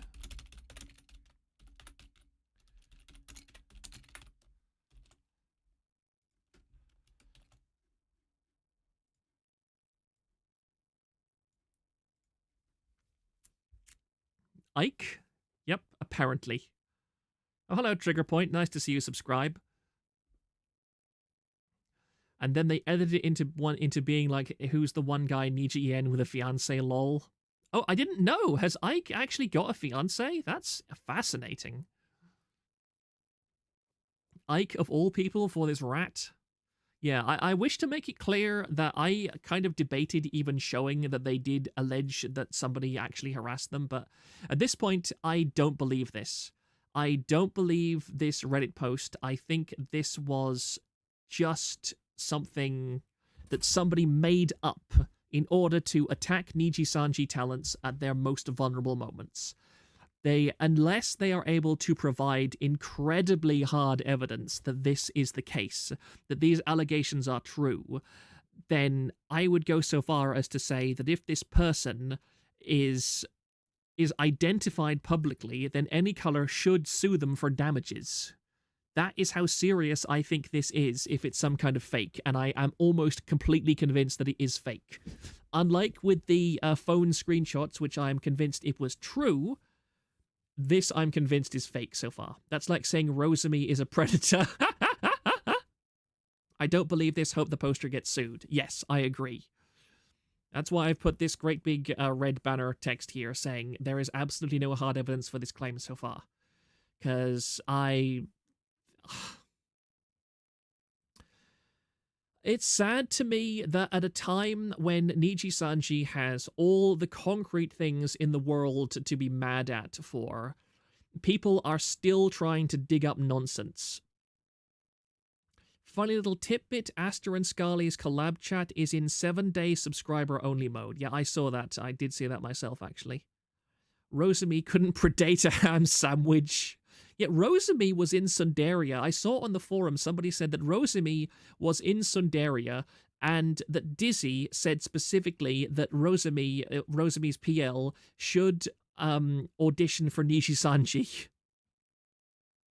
He doesn't seem the type, but you never know. He has some twitlongers to his name. That's interesting. But at the moment, honestly, I don't even want to look into Ike Eviland with the perspective that he might be accused, because I feel that would just be fueling the potential harassment that he might get because of this. Because unless there is harder evidence, I just don't believe this. I just straight up don't believe this. He's a straight femboy from Sweden. There's no such thing as a straight femboy, guys.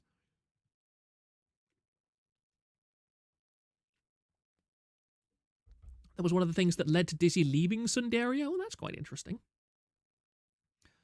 That does jog me noggin. I wonder how Dizzy feels about all this looking back.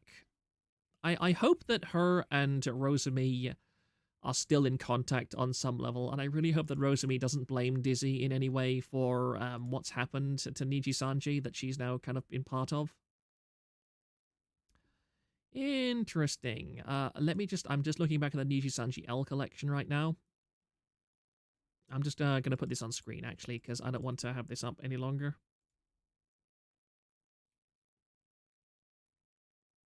Oh yeah, TBH, in my opinion, this really looks like, oh, this company is going really bad. I'm going to say this without hard proof at all. People will believe me for the timing. I don't know. Yeah, I agree with that. That is a very good assessment of this situation, Team Lenka.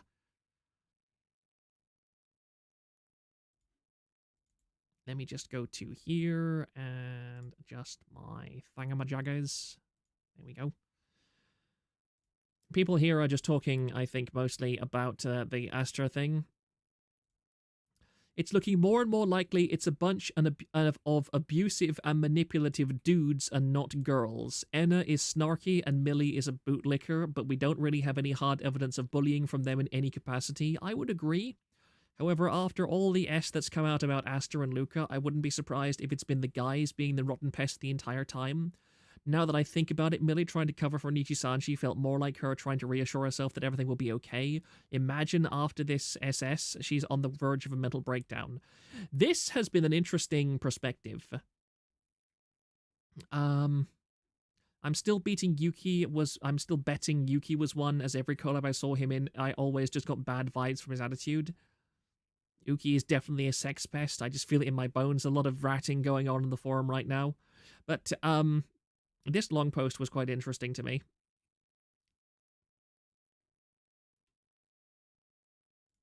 One second. I pay so little attention to Niji unless a former purple laughing dragon was involved. I knew absolutely zero about this Luca. Now, the main thing I will take away from it is that he made some secretary-like woman secretly build his shit in Minecraft and write his handwritten notes, among other shit. He was supposed to do it himself. And to that, I respond with just Flair laughing. Yeah, this is the Luca stuff that I was looking for. I just want to have a second, have another drink. I apologize for having to drink so much, but last night really did a number on my throat.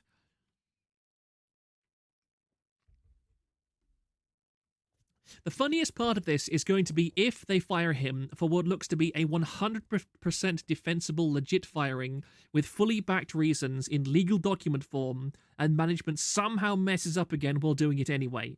Imagine this whole situation is neatly tied up and obvious with how clear-cut it looks to be, and they somehow end up making themselves look bad for firing some dude who is wiping his ass with their contract by over-explaining some dumb S on the side.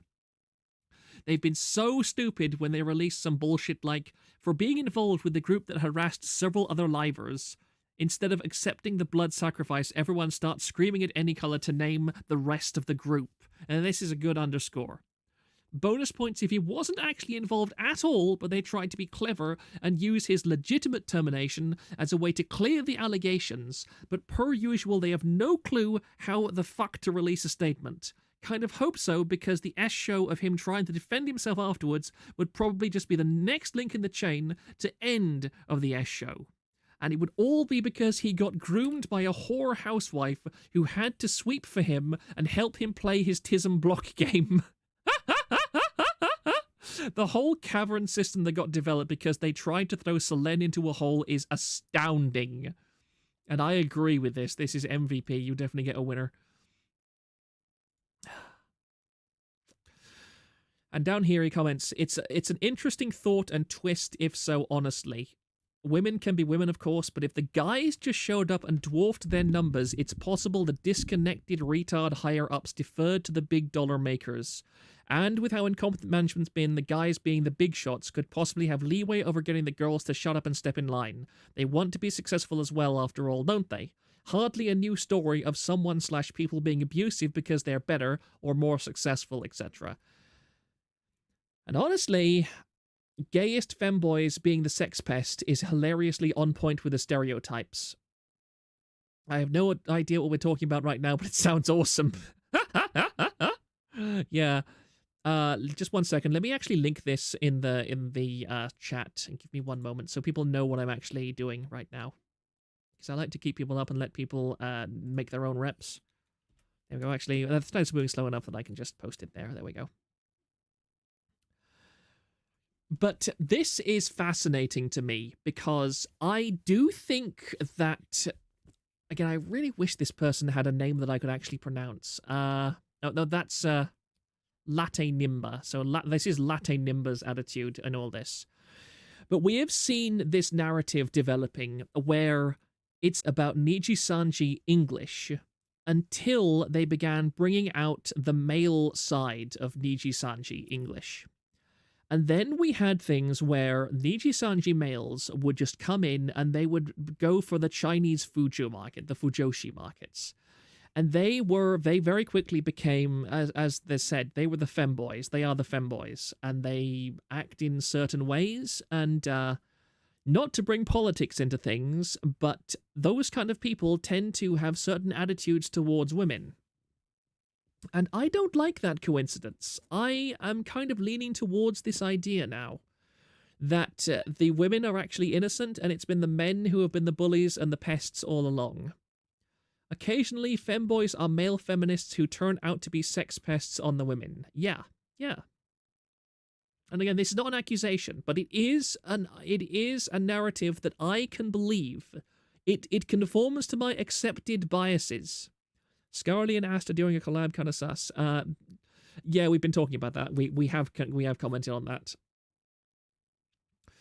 But this is very, very suspicious to me. Hashtag believe all femboys. Yeah. Do I have any other tabs that I need to get through? I forget. No, this is all just the stuff there. Oh yeah, that's the other stuff that I was looking for.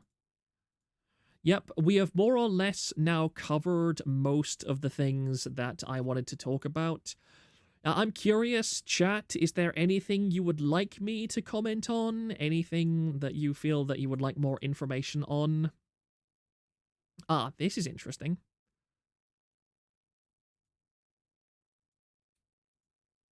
I'll need a few, you can talk amongst yourselves for a second and suggest anything to discuss, but I am just going to, I need to open a bunch of stuff, so give me just 1 second, because it's Porian. Porian has just sent me a bunch of things, so just give me about 2 minutes to open all this stuff and look at it.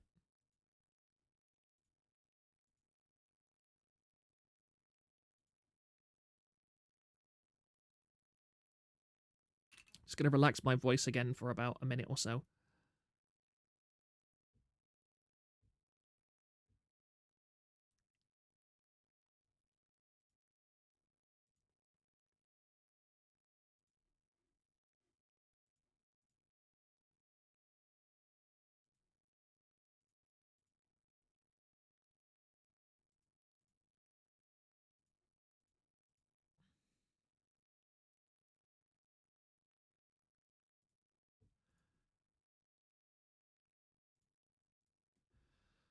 Oh, do we start at the proper point? Yeah.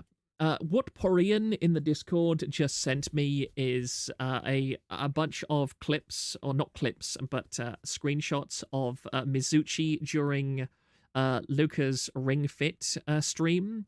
Apparently, the Ring Fit stream was a big hit with the Fujoshis because they were very into Luca being all hot and sweaty, shall we say, and that led to them absolutely spamming the sweaty emoji, or what is it exactly? Which one is it exactly? I don't even know this one.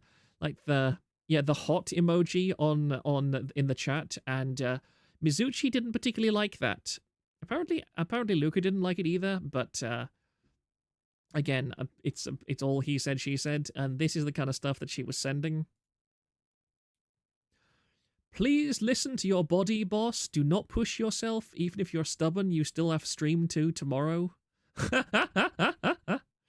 Talk about how meaningless this all was because Niji because they make money on merch, not livers. Do we have any hard facts about them making the majority of their money on merchandise instead of donations and so on? Proctor, it's summer here. Put out the fire. You guys are really hoping for some ASMR, aren't you? You are really, really trying to get me to do some ASMR. I'm just going to scroll through these. I like the idea of using love instead of the hot emoji. And then we move on. Viewers reflect their streamer, so if Luca is cute, that means chat is cute too. Don't make fun of people's physical appearance, boys.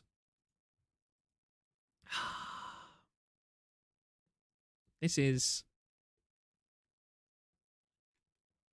interesting commentary, honestly. I mean, out of context, it's kind of a low-hanging fruit. Goldman Sachs analysis. Oh yeah, the Goldman Sachs analysis. Let me get that up on screen in just a moment or two. We just want to hear your laugh. Yeah, you're not hearing me laugh very much tonight, sorry. I love this one. This is so passive-aggressive. Have you ever exercised in your life? Because people tend to breathe and make noises when they have been for over an hour, especially as hard as Boss has. Actually, I think one of my this reminds me. One of my introductions to VTubing was the Subaru Real Voice clip where it's Subaru doing Ring Fit, and the change in her voice from how she sounds normally on stream to how she sounded when she was like really exerting herself for Ring Fit. And I watched quite a lot of Subaru content and clips when she said hard as boss, not is, not has. Sorry, it's tiny text on screen. I'm having trouble looking at it. Femboy proc PNG Doko, not yet. Not yet. I have plans. I have plans. Besides, I thought you said you weren't finished with that properly yet, or is it finished? I'm not sure if you wanted to make another version of that or whatever. So when you read the Goldman advisory, make sure to read the last bit where they say it's a okay. One moment. Well, you are a bird as well. Just imagine if this was a male mod to a female VTuber and you get an insight into Mizuchi's psyche. First watching a Proctor stream, didn't know Bossman was Pecora in disguise. I'm going to be self-conscious now and not going to laugh like that for a while. Some made a hentai of Gura getting her cheeks clapped from her exercise stream. Hilarious. I hate Gura fans so much. I really hate Gura fans. They are all incredibly annoying and obnoxious. Let me just chase up that Goldman Sachs thing, because I sent it to somebody I know, so it'll be pretty easy to find. Here we are. Here it is. is tinfoil. And have I got it on screen properly? No, I don't. I'm an idiot. Because why did it open in that tab instead of one on stream? Sorry, one moment. There we go. There we go. We're actually on there now. Let me have a drink of water before this. Goldman Sachs pushed an alert about AnyColor to Bloomberg terminals. For those of you unfamiliar with how this works, financial analysts are paid to look at news events like famine, wars, and democratic rebellions from the lens of profit alone. AnyColor, assuming minor earnings impact from VTuber contract termination. AnyColor's share price has fallen for consecutive days after it was announced on February the 5th that it had terminated the contract of Nijisanji EN streamer Solen Tatsuki. According to AnyColor's press release, the streamer had repeatedly violated the contract and the company had responded properly as the managing agency. We see minimal impact on company-wide earnings from terminating the contract of one VTuber, given that 1. The Nijisanji EN segment, English-language VTuber business, accounted for only 19% of company worldwide sales in 2004/24. 2. The Nijisanji segment, a segment of for Japanese-speaking VTubers, which is made up of domestic distributors, is the driving force behind company-wide earnings. And 3. Top VTuber sales contributions are in the low to mid-single digits on a company-wide basis.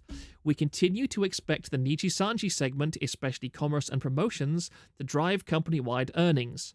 We see sufficient catalysts for taking an upbeat view on the company, such as possible sales and profit growth year-on-year of around 30% in 304/24 results, which are due out after the market close on March 14th, and the announcement of FY4/25 guidance at 4Q results, when we look for the company to forecast sales and profit growth driven by domestic business. We are buy-rated on AnyColor. Copyright 2024, the Goldman Sachs Group. I personally, and Tinfoil here says, I personally find it extremely funny, but I know in my heart of hearts that they shit this out in like 5 minutes and move on to the next weird niche price movement of the week.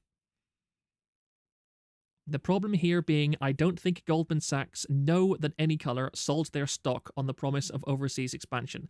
And this guy here makes a good point, because on the forum, we have had people going to Japanese finance groups and talking about how even the Japanese market is looking to sell stock at the moment. They are looking to sell their AnyColor stock. And their argument is that basically the mismanagement of the English side of things highlights certain underlying weaknesses of AnyColor's management, in combination with Riku's own public statements that he is interested primarily in short-term growth rather than long-term stability. And the way the Nijisanji EN system is right now, that's definitely not in any way long-term stability. I love the idea of some 70-year-old banker reading this utterly confused. Chumbud hate, I agree. And also, one major thing to consider is that Nijisanji's stock offering was based on the idea that they were going to move on from the very, very heavily saturated JP market into the much more untapped English market. Because remember, sorry. Oh, pardon me. Oh dear, pardon me. Yes, as the Mark Green Experience says, it was Nijisanji's prediction that Nijisanji EN would have a 1-to-1 revenue stream with JP. Yeah, you never mentioned that you want short-term growth. That shit is poison. That would explain the acceleration, pumping up numbers through debuts to sell stock on the JP market. And another thing that somebody on the forum mentioned is that Nijisanji did an enormous stock buyback in, I think, fairly recently.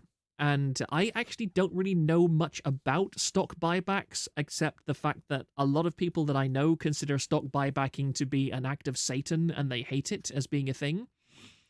Or I think what you do is you buy back a bunch of your own stock to artificially boost the price. That's what I think. Again, I have no idea fully, but they said that is a factor in it too. and it's potentially a sign of basically a company that's not particularly invested in its physical product, but is more focusing on its stock prices. The inside of the yacht still needs gilding. I think that it is an interesting insight into. I think that it's very important to emphasize that this is not just a storm in a teacup for the Nijisanji English side of things. That this has had ramifications on the Japanese side as well. There are a lot of Japanese Nijisanji investors who are looking at the English performance and are going, "We no longer have confidence in the Japanese side of things either." Now, I do not think this means the destruction of Any Color by any means. I think that Any Color is far too big to fail, even if every single nasty thing said about the EN side of things turns out to be 100% true. I think that Nijisanji could quite easily jettison the entire English side of things, and they would be badly hit by it. But they would still continue being a fairly major force in the industry. I think that would signal the start of the decline of Any Color, but I do not think that Any Color is going to see any kind of catastrophic destruction or anything like that. Porian says, in my limited knowledge of JP stock market, it seems to not be as alarming there. Nintendo does big buybacks often. Okay. 1 Ella till C opens, do you mean... Does TSE mean something? Sorry, Mark Green, I don't understand what you're talking about just there. Oh, I see what you mean. Let's see if rallies on the Goldman analysis. I see what you mean. So you're basically saying that you expect or you think that we might see a rally in Any Color stock now that Goldman Sachs has put out that analysis. That would be interesting to see, but I mean, I'm not going to be streaming by that time, and it's not really particularly interesting to begin with. I find it tangentially entertaining, but not massive. Let me just go back to just chatting for a second, because I'm curious if this actually works. Tokyo Stock Exchange. Okay, thank you very much. Thank you very much. And once again, I'm going to ask if anybody else wants me to comment on anything. Does anybody think that there is something worth commenting about? Imposter Syndrome X10, 1 sec. Oh, yeah. Oh, this is an entertaining thing. This is an entertaining thing that I will bring up on the stream as well. That somebody in Nijisanji Defense Force is rather impressive. The power of the Nijisanji Defense Force is their ability to deny reality is amazing to me, honestly. Look at this. Okay, I put Luca and Mizuchi's voice with AI and used it to read this screenshot. Now, from listening to this audio, are you actually saying that Mizuchi the groomer was the one abusing and being controlled by Luca, or was it the other way around? Look at this. Look at this nonsense. Look at this insanity. Look at it.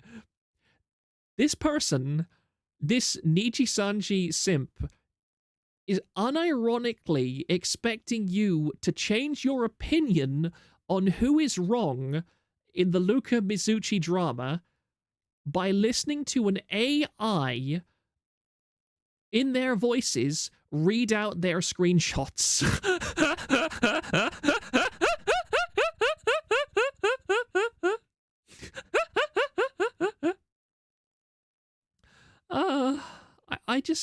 I'm amazed by this.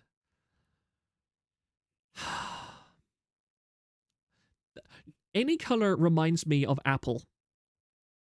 Any Color reminds me of Apple.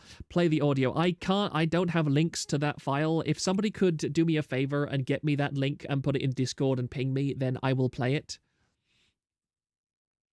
And here I was thinking that Niji EN fanbase was the kind to decry AI any chance they get.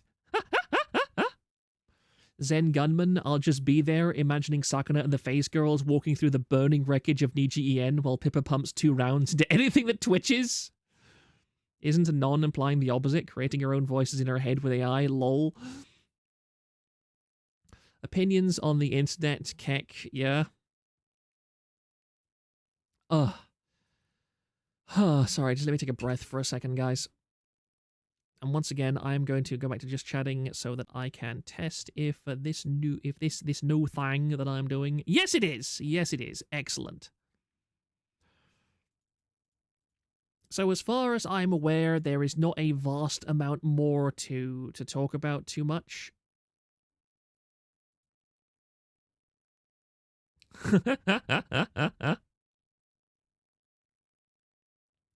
But rather than end stream or anything, I am going to relax for a little bit because I wanted to do this thing, and fortunately it does in fact still work. You're free to nudge me if there is anything else worth talking about, but this... One moment, please.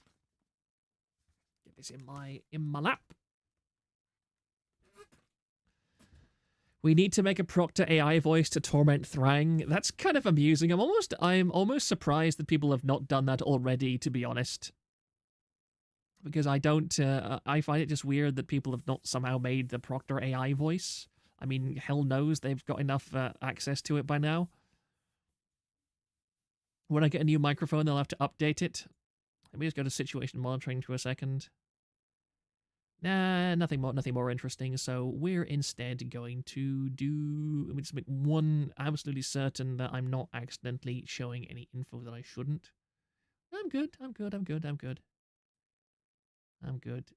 Does it show when I do this? No, it doesn't. It doesn't show menus. That's fine. I've never done this before, so I'll be interesting. Oh, here it is. Here is the AI. So we will play the AI voice before anything else. Let me just mute my desktop audio so that I can listen to it first. Make sure the volume is okay.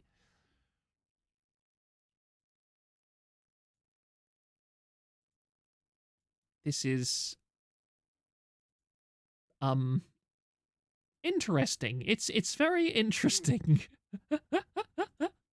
All right, let's just play this thing. Can I ask you a question? Mm-hmm. What is it? Why would you insist on being here then? Very obviously, continue to not pay attention to me and like fucking off in Minecraft when I feel like you could even go AFK for a bit, then return after, I'm okay. But I did AFK. For a while I did. Doesn't really answer my question. Or like at the very least say like, hey, I'm going to do X. Just give me a bit, then we can talk. So I at least know you're acknowledging me instead of dividing your attention with Minecraft and other people you're talking to. I will let you know next time. I did go AFK for a while, just to talk to you. And then stop replying. Because LOL Minecraft. I am not trying to be mean or rude, but I'm literally asking for your attention and help. And somehow hanging out in Minecraft takes precedence over me. It doesn't feel great. But oh well. And you must have been doing something else. Why you were AFK, because your attention wasn't on me. I told you I was cooking something. I apologize, Lexi. So you didn't go AFK to talk to me? You went AFK to cook? Well, I stood up and did it because I went to talk to you anyway. I'm gonna be honest. That doesn't make much sense. Especially since right after you returned to go Minecraft some more. I'm sorry, I will let you know next time. So you went to go cook food. That's fine, obviously. But talking to me is still a byproduct instead of the reason or focus. I mean, let's not lie and just be honest next time, please. Okay?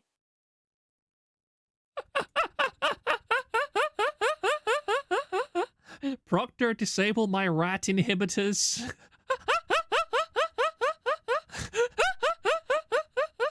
Put the controller into the PS2 slot.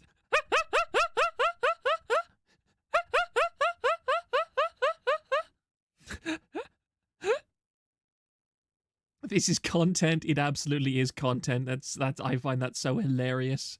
That somebody unironically made that and thought it was a good idea. That's what is so astonishing to me. That is somehow a good idea. Oh, I love schizophrenics on the internet. Niji sisters are cooking. She sounds like GLaDOS. No, here's the hilarious thing. Let me just Try and find this up. No, I can't. That's so annoying. I can't find it.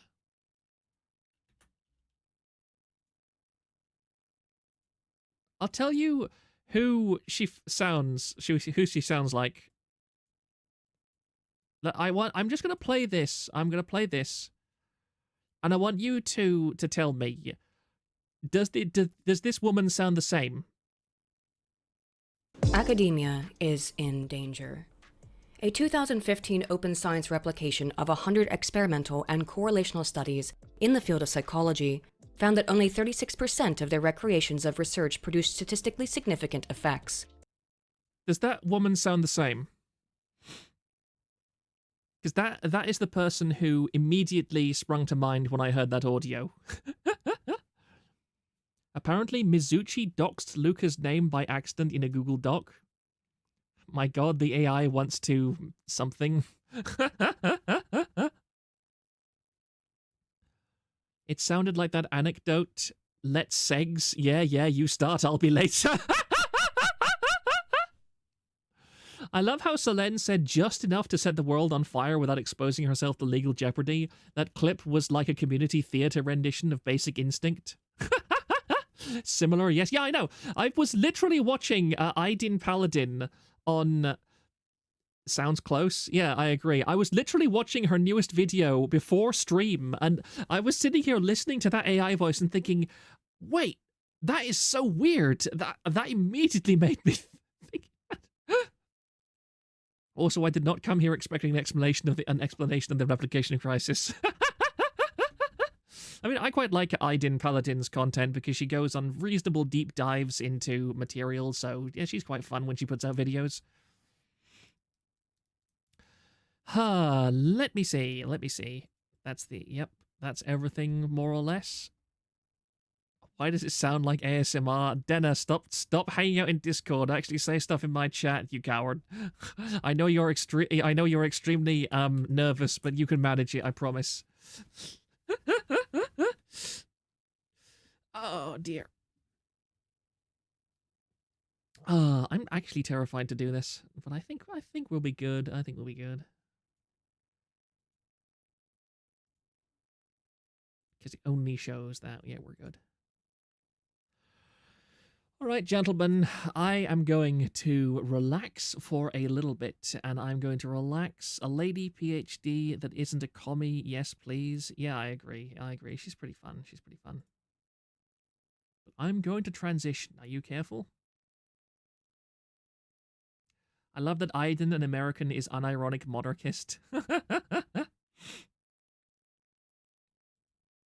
But I am now going to do this.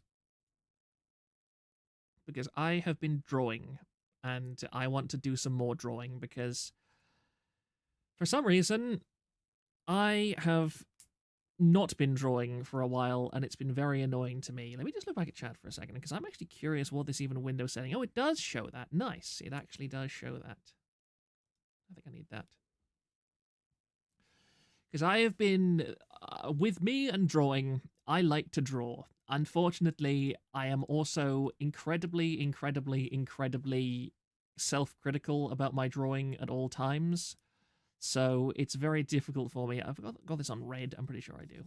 Okay. So just put it in black, of course. Yep, we're good. And I've been drawing this eye for a while. This is something that will probably take me a very long time, but I want to put like 20 or 30 minutes into this because I'm drawing it from a reference, of course. And I just like to. I've been trying to draw anime style as well for a while, but that hasn't really worked out for me at all. I'm good at this kind of stuff, but I'm bad at other kind of stuff. Let me get into my headspace, my pleasant headspace. Yes, this is not too bad overall. Let me look back at chat for just 1 second. Now draw her giving birth. Yeah, I'm not going to do that. Sorry. Is the chat all orientated properly? Good, it is. See, this is what I find. I find that it's very easy for me to... This needs to be lighter, actually. Yep, that needs to be a bit lighter. That actually needs to be a very sharp contrast. Yes, it needs to be a hard contrast. And then it gently tapers off down here. I just got to smooth out the edges just a little bit. I like making things smooth. In fact, let me just go to the blending tool right there. That should smooth it out a little bit. How is it going? There it is. We're good. Good. I can lose myself for long periods of time in just little detail things. Let's try and do this bit here, because this has a very hard bit of brightness right here. Oh no, that's not the right tool for it. It's like glaringly hard. I'll look back at chat every like 5 minutes or so if I remember. So that needs to be very hard-edged overall. Very hard-edged bit of brightness right there. And now we go and do this. So it lets me chill and just kind of think about life and think about the way things are going. Think about TVA an awful lot. I'm just reflecting on how we got here. Because the funny thing is, when I started TVA, I found my ambitions were very low. In the first few days of TVA, I think we hit something like 200 joiners, 200 people joined. And I expected it to be a flash in the pan. I expected people to get bored and move on within like 10 weeks or so. But instead, we started actually getting proper traction on various things, which was wonderful to me. This actually needs to be a very hard kind of edge. No, that's not. I need to change my layers, line work. Yep. So let's just make this. Let's make this a little bit less gray. And let's up the size there so that I can just start erasing this. But I found starting TVA to be probably one of the most daring things that I've ever done in my life, because prior to TVA, I had a lot of things that I did that never really got up to much, but seeing that opportunity and taking it was a gamble, because I had run forums before, but only in a very vague kind of sense. I'd been a head admin in some places, I'd been a filthy janitor in some places, but I had very little formal experience running anything like Zenforo, and being able to just take that plunge, I think really helped me to mature a lot as an individual. Let's do the opacity down even further, maybe get the pixels a tiny bit less. There we go. I fully expect to be at like 20 CCV by now because everybody has just left, but I just feel like chilling. See, the problem is with my ADHD is that when I sit down to draw on a medium like this, I'm constantly distracted by things like Discord pings, and even if I have a YouTube video on in the background, and that actually needs to be lightened even a bit further, actually. You're going to see a lot of me autistically focusing on single lines and so on. Because that's the way I am, that's the way I do be. I'm also getting... No, that's not what I wanted to do. I had to reset... Installing the driver software for this tablet on this computer was an absolute pain in the behind. Let me see. That's interesting. I wonder if I can do it like this. Let's give me a very hard... That's that. No, that's not that one. Let's give myself a very hard brush right here. Not that. No, not that. Actually, let me actually go to my palette and do this. Get something very hard like this. Yep, that's hard enough. Now erase. That needs to be a little bit smaller. And there is a reason for this. Because on this reference, some of these eyelashes are actually nearly white.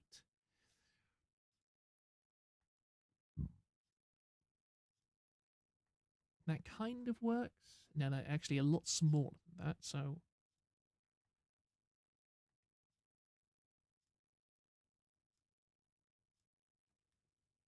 Right, let me just look back at chat for a second, see if anybody's still talking. He is finally artistic, folks. Ambitions of grooming ketchup chuggers. The Ike accuser lawyered up. Did you get through that? No, I did not, actually. If you want to, like, I have no problem tapping back and talking about stuff. Can you, Pipkun, could you get me some information on that and ping me on the Discord with it so that I can get some references for that? In the meantime, I'm just going to keep doing this. Because what I am really fascinated about when it comes to art is the interplay of light and shadow. Because I find it to be very interesting how it's one of the fundamental principles of art that I have been trying to do, because I also do a bit of oil painting as well. That's about enough, I would say. Because these need to be very subtle. Just very, very subtle little lines. And up the top we have some very large ones that are just full erase. From about there. Look now, they would be up actually. I'm actually a little bit too close in. So from about here. No, that's line work, my mistake. Yes, from about there are these long trailing eyelashes. They could actually do with being a tiny bit thicker, let's say 7 pixels. Up around here. There, that's one. A few more.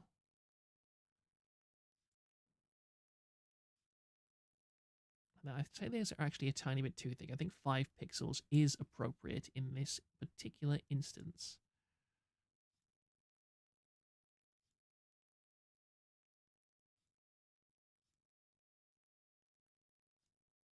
What I'm doing here, this paint layer is just a gray layer. So what I'm doing here is I'm using the eraser tool to cut back white pixels into this rather than going over it. So we have these selection of just like light gray lines from what will eventually be, and just go back down here. And then we have a couple of harder eyelashes. That's at opacity. And now let's go back to this. Is this black? Yes. It's properly black. Some very hard eyelashes kind of poking down from up here.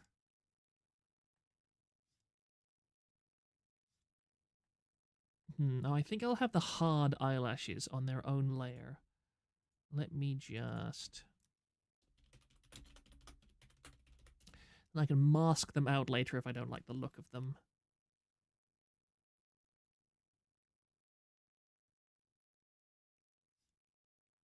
In fact, what I will do instead, rather than take risks with that, I forget, is this outline? That's the outline. Okay, so if we turn that off and instead go to line work, like we're in line work right now, let me go to outline and reduce the opacity even further so that it's almost non-existent. I'll look back at what you sent me, Pipkin, in just a second. No. There we go. Now, so the outline is almost non-existent. I don't talk to myself quite as much when I'm doing this solo. Let me have a look back at famous artist Pipkin. Here we are. Give me one moment. And we will look back at this. Of course, we've immediately dropped to 62 concurrent viewers. Pipkin and Proctor drawing collab stream when? It's the most artistic form of drawing.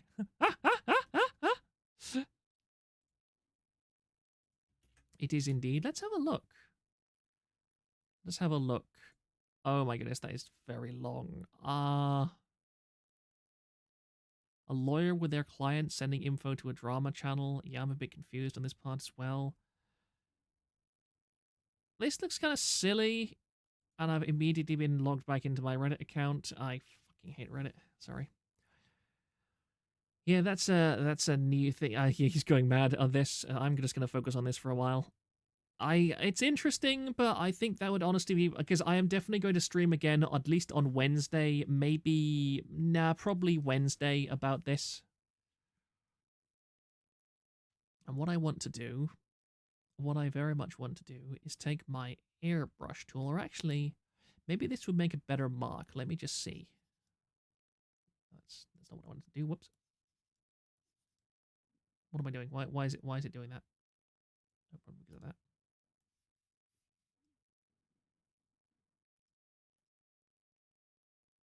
Oh yeah, that's because I'm an idiot. Sorry, I got confused. My layers got confused for a second. I find it quite hard to adapt to the idea of layers in Krita because I drew physically for a long time, but this is making me that I constantly get layers mixed up, which is very irritating. Very low opacity, and now we just start. Actually, I'm going to go even one higher. Eyebrow highlighting. Is this going to be a good mark?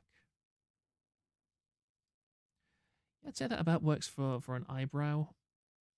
And then we just start to very gently, very gently. I'm going to put my opacity down even further to just gently start brushing this in bit by bit so that I've got an extra thickness to it so that I'm actually doing the lines of the eyebrow in a fairly defined manner. And I'll rename the layer in a moment or two. In fact, it goes the opposite, because up here, the eyebrow is a lot lighter, just above the eyelid. So in fact, if we go to the iris layer, and I put in, because the iris layer is going to be very dark overall. Well, I think the iris refers to the very center of the eye. I'm not entirely sure if it's about like the absolute middle. So you'll have to forgive me on not perfectly knowing my anatomy. And we just darken in everything up here a little bit. Because I really like to try and get as close to photorealism in my drawings as possible. I am very far away from actually accomplishing that, but I've done it a few times quite decently. I did an 8-hour, more than an 8-hour, I think it was like 13, 14 hours for art college, and I was able to get pretty damn good photorealism in that piece, and it's kind of been a dream that I've been chasing ever since. In fact, I may as well just blacken out a fairly large part of this iris, because on the reference, it's all like dark down this side. And it's a different texture of darkness to the airbrush tool, so I want to get things different. There we go. And then over on this side, it gets very dark indeed, and I'll go back and I'll use the blurring tool to smudge it together a fair bit. And, like, if I had been drawing on my own, I would already have been distracted by multiple things by now. So what I normally do for drawing is that I go to my local men's club and just sit on my own in a corner drawing. Because the funny thing is, I can filter out the sound of men being very loud as they have cups of coffee and are rather deaf around me very easily. But, like, a ping on Discord or something always manages to distract me pretty heavily. Right now, this is just going to serve as a background highlight rather than anything more constant. And then right here at the bottom, we have this as well. I forget, does this include like the iris? No, it doesn't. We're good. This is clean. So that's that's line work. Excellent. That's the line work. That's the line work thing.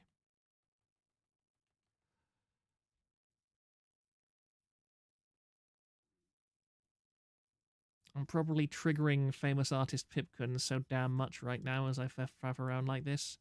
As you can tell, this kind of style is not exactly perfectly suited for drawing anime, with its hard lines and everything. I generally don't like hard lines in art. I really like it when things properly blend together in a really pretty way. I think the sclera is the center of the eye, actually.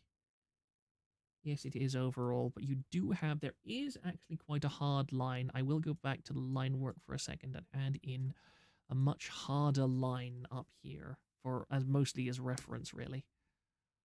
Just clicky, clicky, clicky, clicky, clicky. Because this will mark like the border and transition between the iris and the eyelid, and it needs to be quite hard for the definition to properly stick. There we go.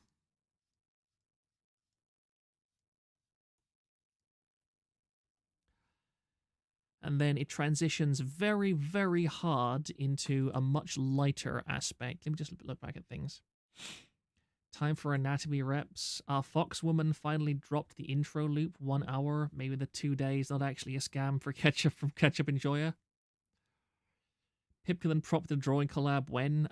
Yeah, I don't think so. She DFE'd? What? Loomis? The Ryan Loomis method? I tried to do the Ryan Loomis method for quite some time, and I absolutely despised that. It was very annoying for me to try and do. 1 second.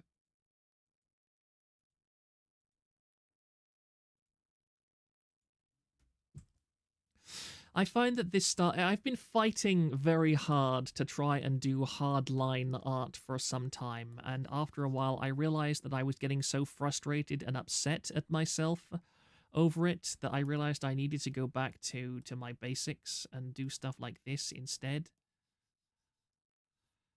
where it's more about getting because this is where I'm happy as an artist. This is where I'm happy.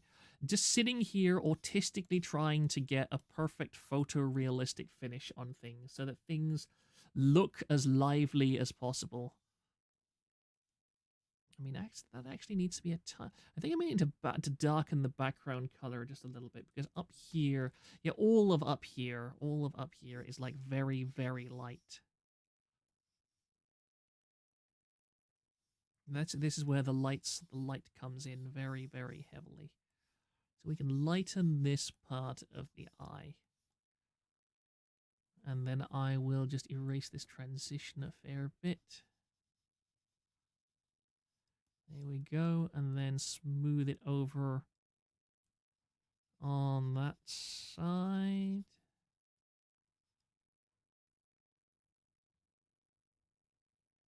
And then eyelashes. Eyelashes will start to come down. I need to readjust my palette, actually. Let me do a fine liner, actually. What's the fine liner look like? Well, that's very hard. That's a bit too hard for me. I think going back to, how about this one? That about works.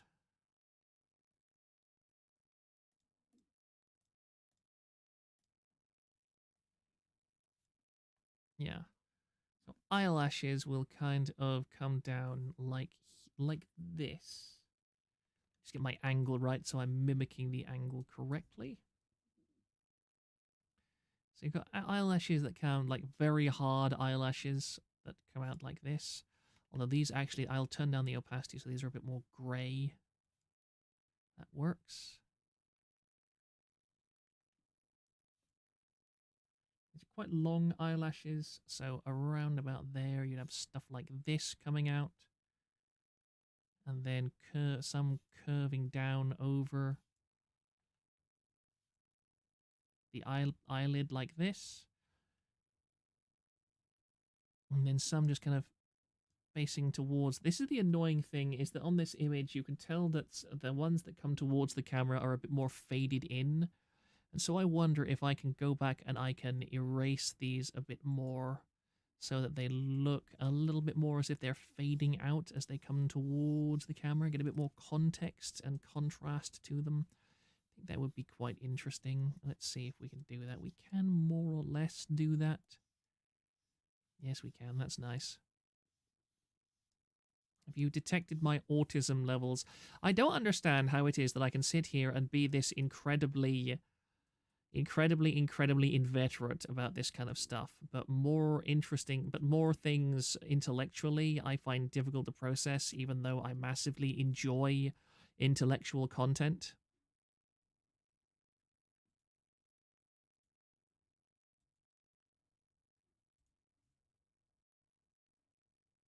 Oh, that's something interesting. Sorry, just look back at the Discord for a second. That Megu is going to try and push for a debut on next Friday. Well, I wish her all the best with that.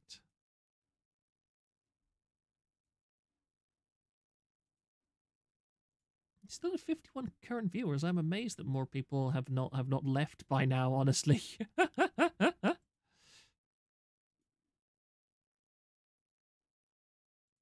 back to the... I think I'm going to focus on the iris for a little bit because that's pretty fascinating. And I'm just going to add another layer.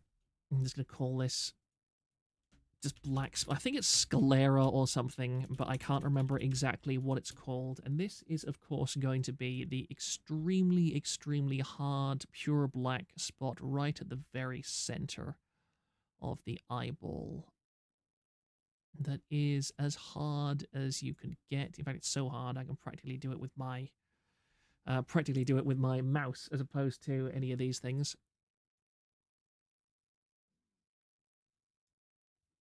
And that's not the tool I want really. I can get away with doing like a pixel hard pencil. And just kind of smudge it. This is a perfect circle. Okay. As perfect of a circle as possible somehow. How big is it? Let me just make a couple of measurements, mental measurements. That needs to be a fair bit larger, actually. But yeah, I was saying earlier, I tried to use the Loomis method for drawing heads for a while, and I just can't wrap my head around it. Something about it breaks my brain in a pretty dramatic fashion. I can do other methods somewhat, but I don't really like them very much. Hey, Hexa draws as well. Maybe I should ask Hexa for a drawing collab sometime. That would be quite entertaining.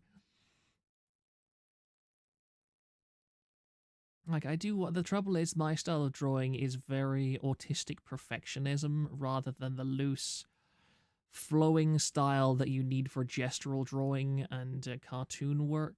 Whereas I like to just sit here and mentally focus on getting things as perfect as I possibly can. And now then, let's start smudging this a little bit.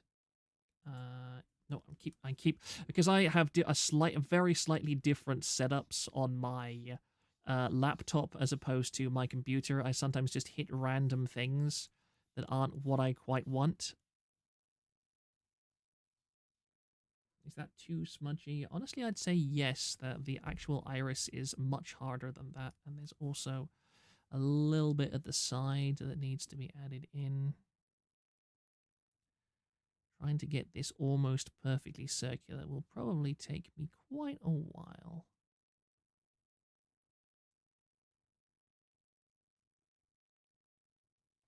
I used to try and practice every day. Now I find it a lot harder to practice every day simply because the forum does take up so much of my time. Trying to wrangle people and setting up the new server and then preparing for the nonsense that I have to do with my landlord has not helped my ability to sit down and just get into art again. There we go. That's quite a bit better, I would say. Just smooth you out.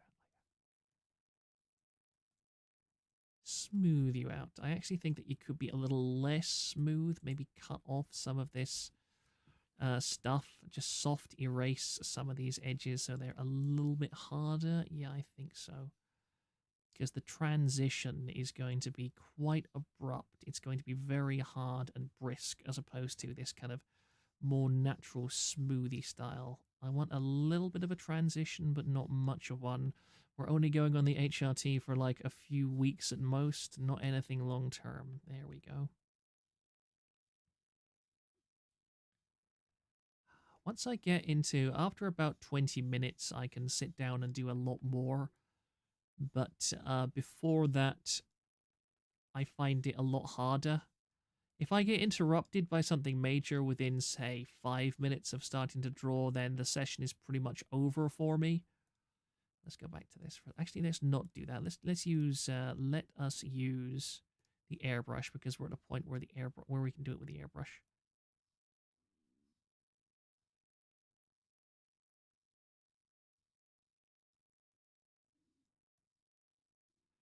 There we go. Just gently expand the black border until it's all smooth. It's all smooth as Ruchia's chest. That's it. That's actually... I should have just gone with this to begin with. I should have just gone with this tool to begin with. Honestly, this is more the kind of thing that I need. Because I don't really have a huge amount of experience in digital art, so getting my head around how all these tools work is one of the major issues that I've been faced with over my time my brief time as a digital artist, and it's been very annoying to me. Okay, there's still this little bit here which I don't like. I think I'm going to bring that out just a tiny little bit. Like, my DPI is very high. I mean, this is a 335 megabyte large image so far. That's because I don't know if that's normal to have like DPI levels this high, but I feel I need it because I want the pixel perfect nature of things. I hate anything that looks even slightly pixely. I want to be able to scroll out and see this as much of a thing as possible. Right.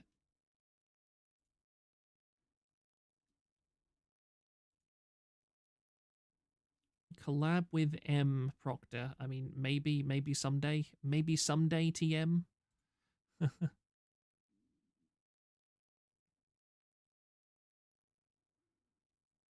Krita user, I knew I could trust Proctor. Krita is great. Whoops, did not mean to press that. Pff. Krita is an excellent program. I've used Krita. I use Krita for image editing. I use it for thumbnail. I don't use it for text. Krita and text do not get along very well at all. Krita and text are natural enemies, the whom should never meet. So, but for anything else, I use Krita.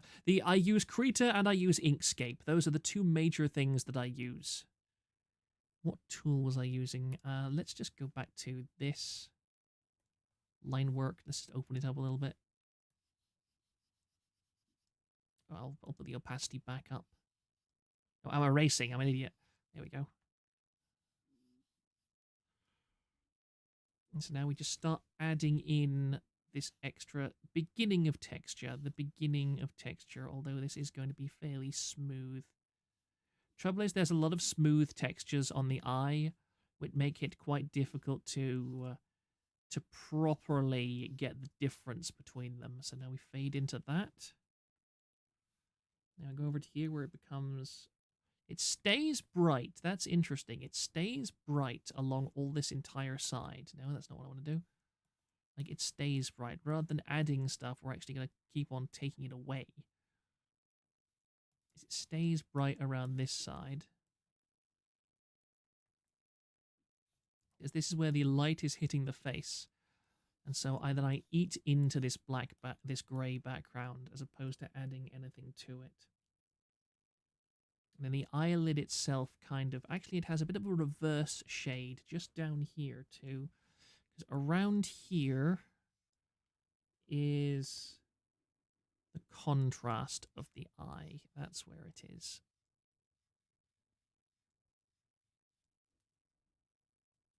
Just go back to hard eyelashes. Let's just make a couple of hard eyelashes just as a reference to help me remember or to approximate what I'm going in detail.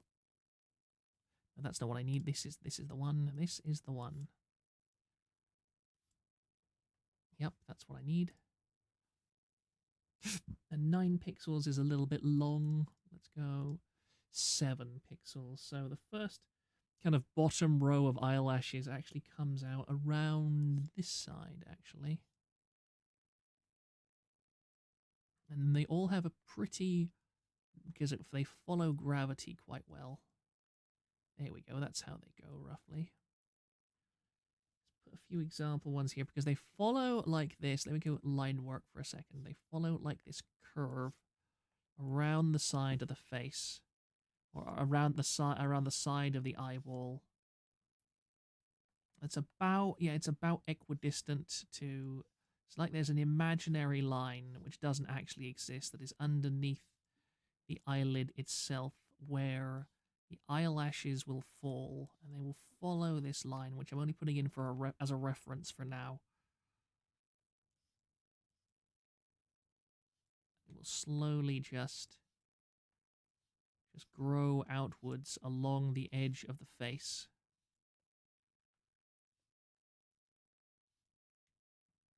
Because it's deceptive. You kind of, well, maybe I am still a beginner, I'm not going to lie, but a beginner kind of just wants to go, oh, it's an eyelid, I need to draw in all these lines for where the top of the iris is and everything, but no, It's about blending together the values of light and shadow until you get what? Until you get what looks as natural as possible, and that's the important part, at least in my opinion. Did you figure out where the lighting is? Yeah, of course I do. I can see it directly on the reference, you idiot. Oh, my head. I'm actually starting to get a bit of a headache, which is annoying. 1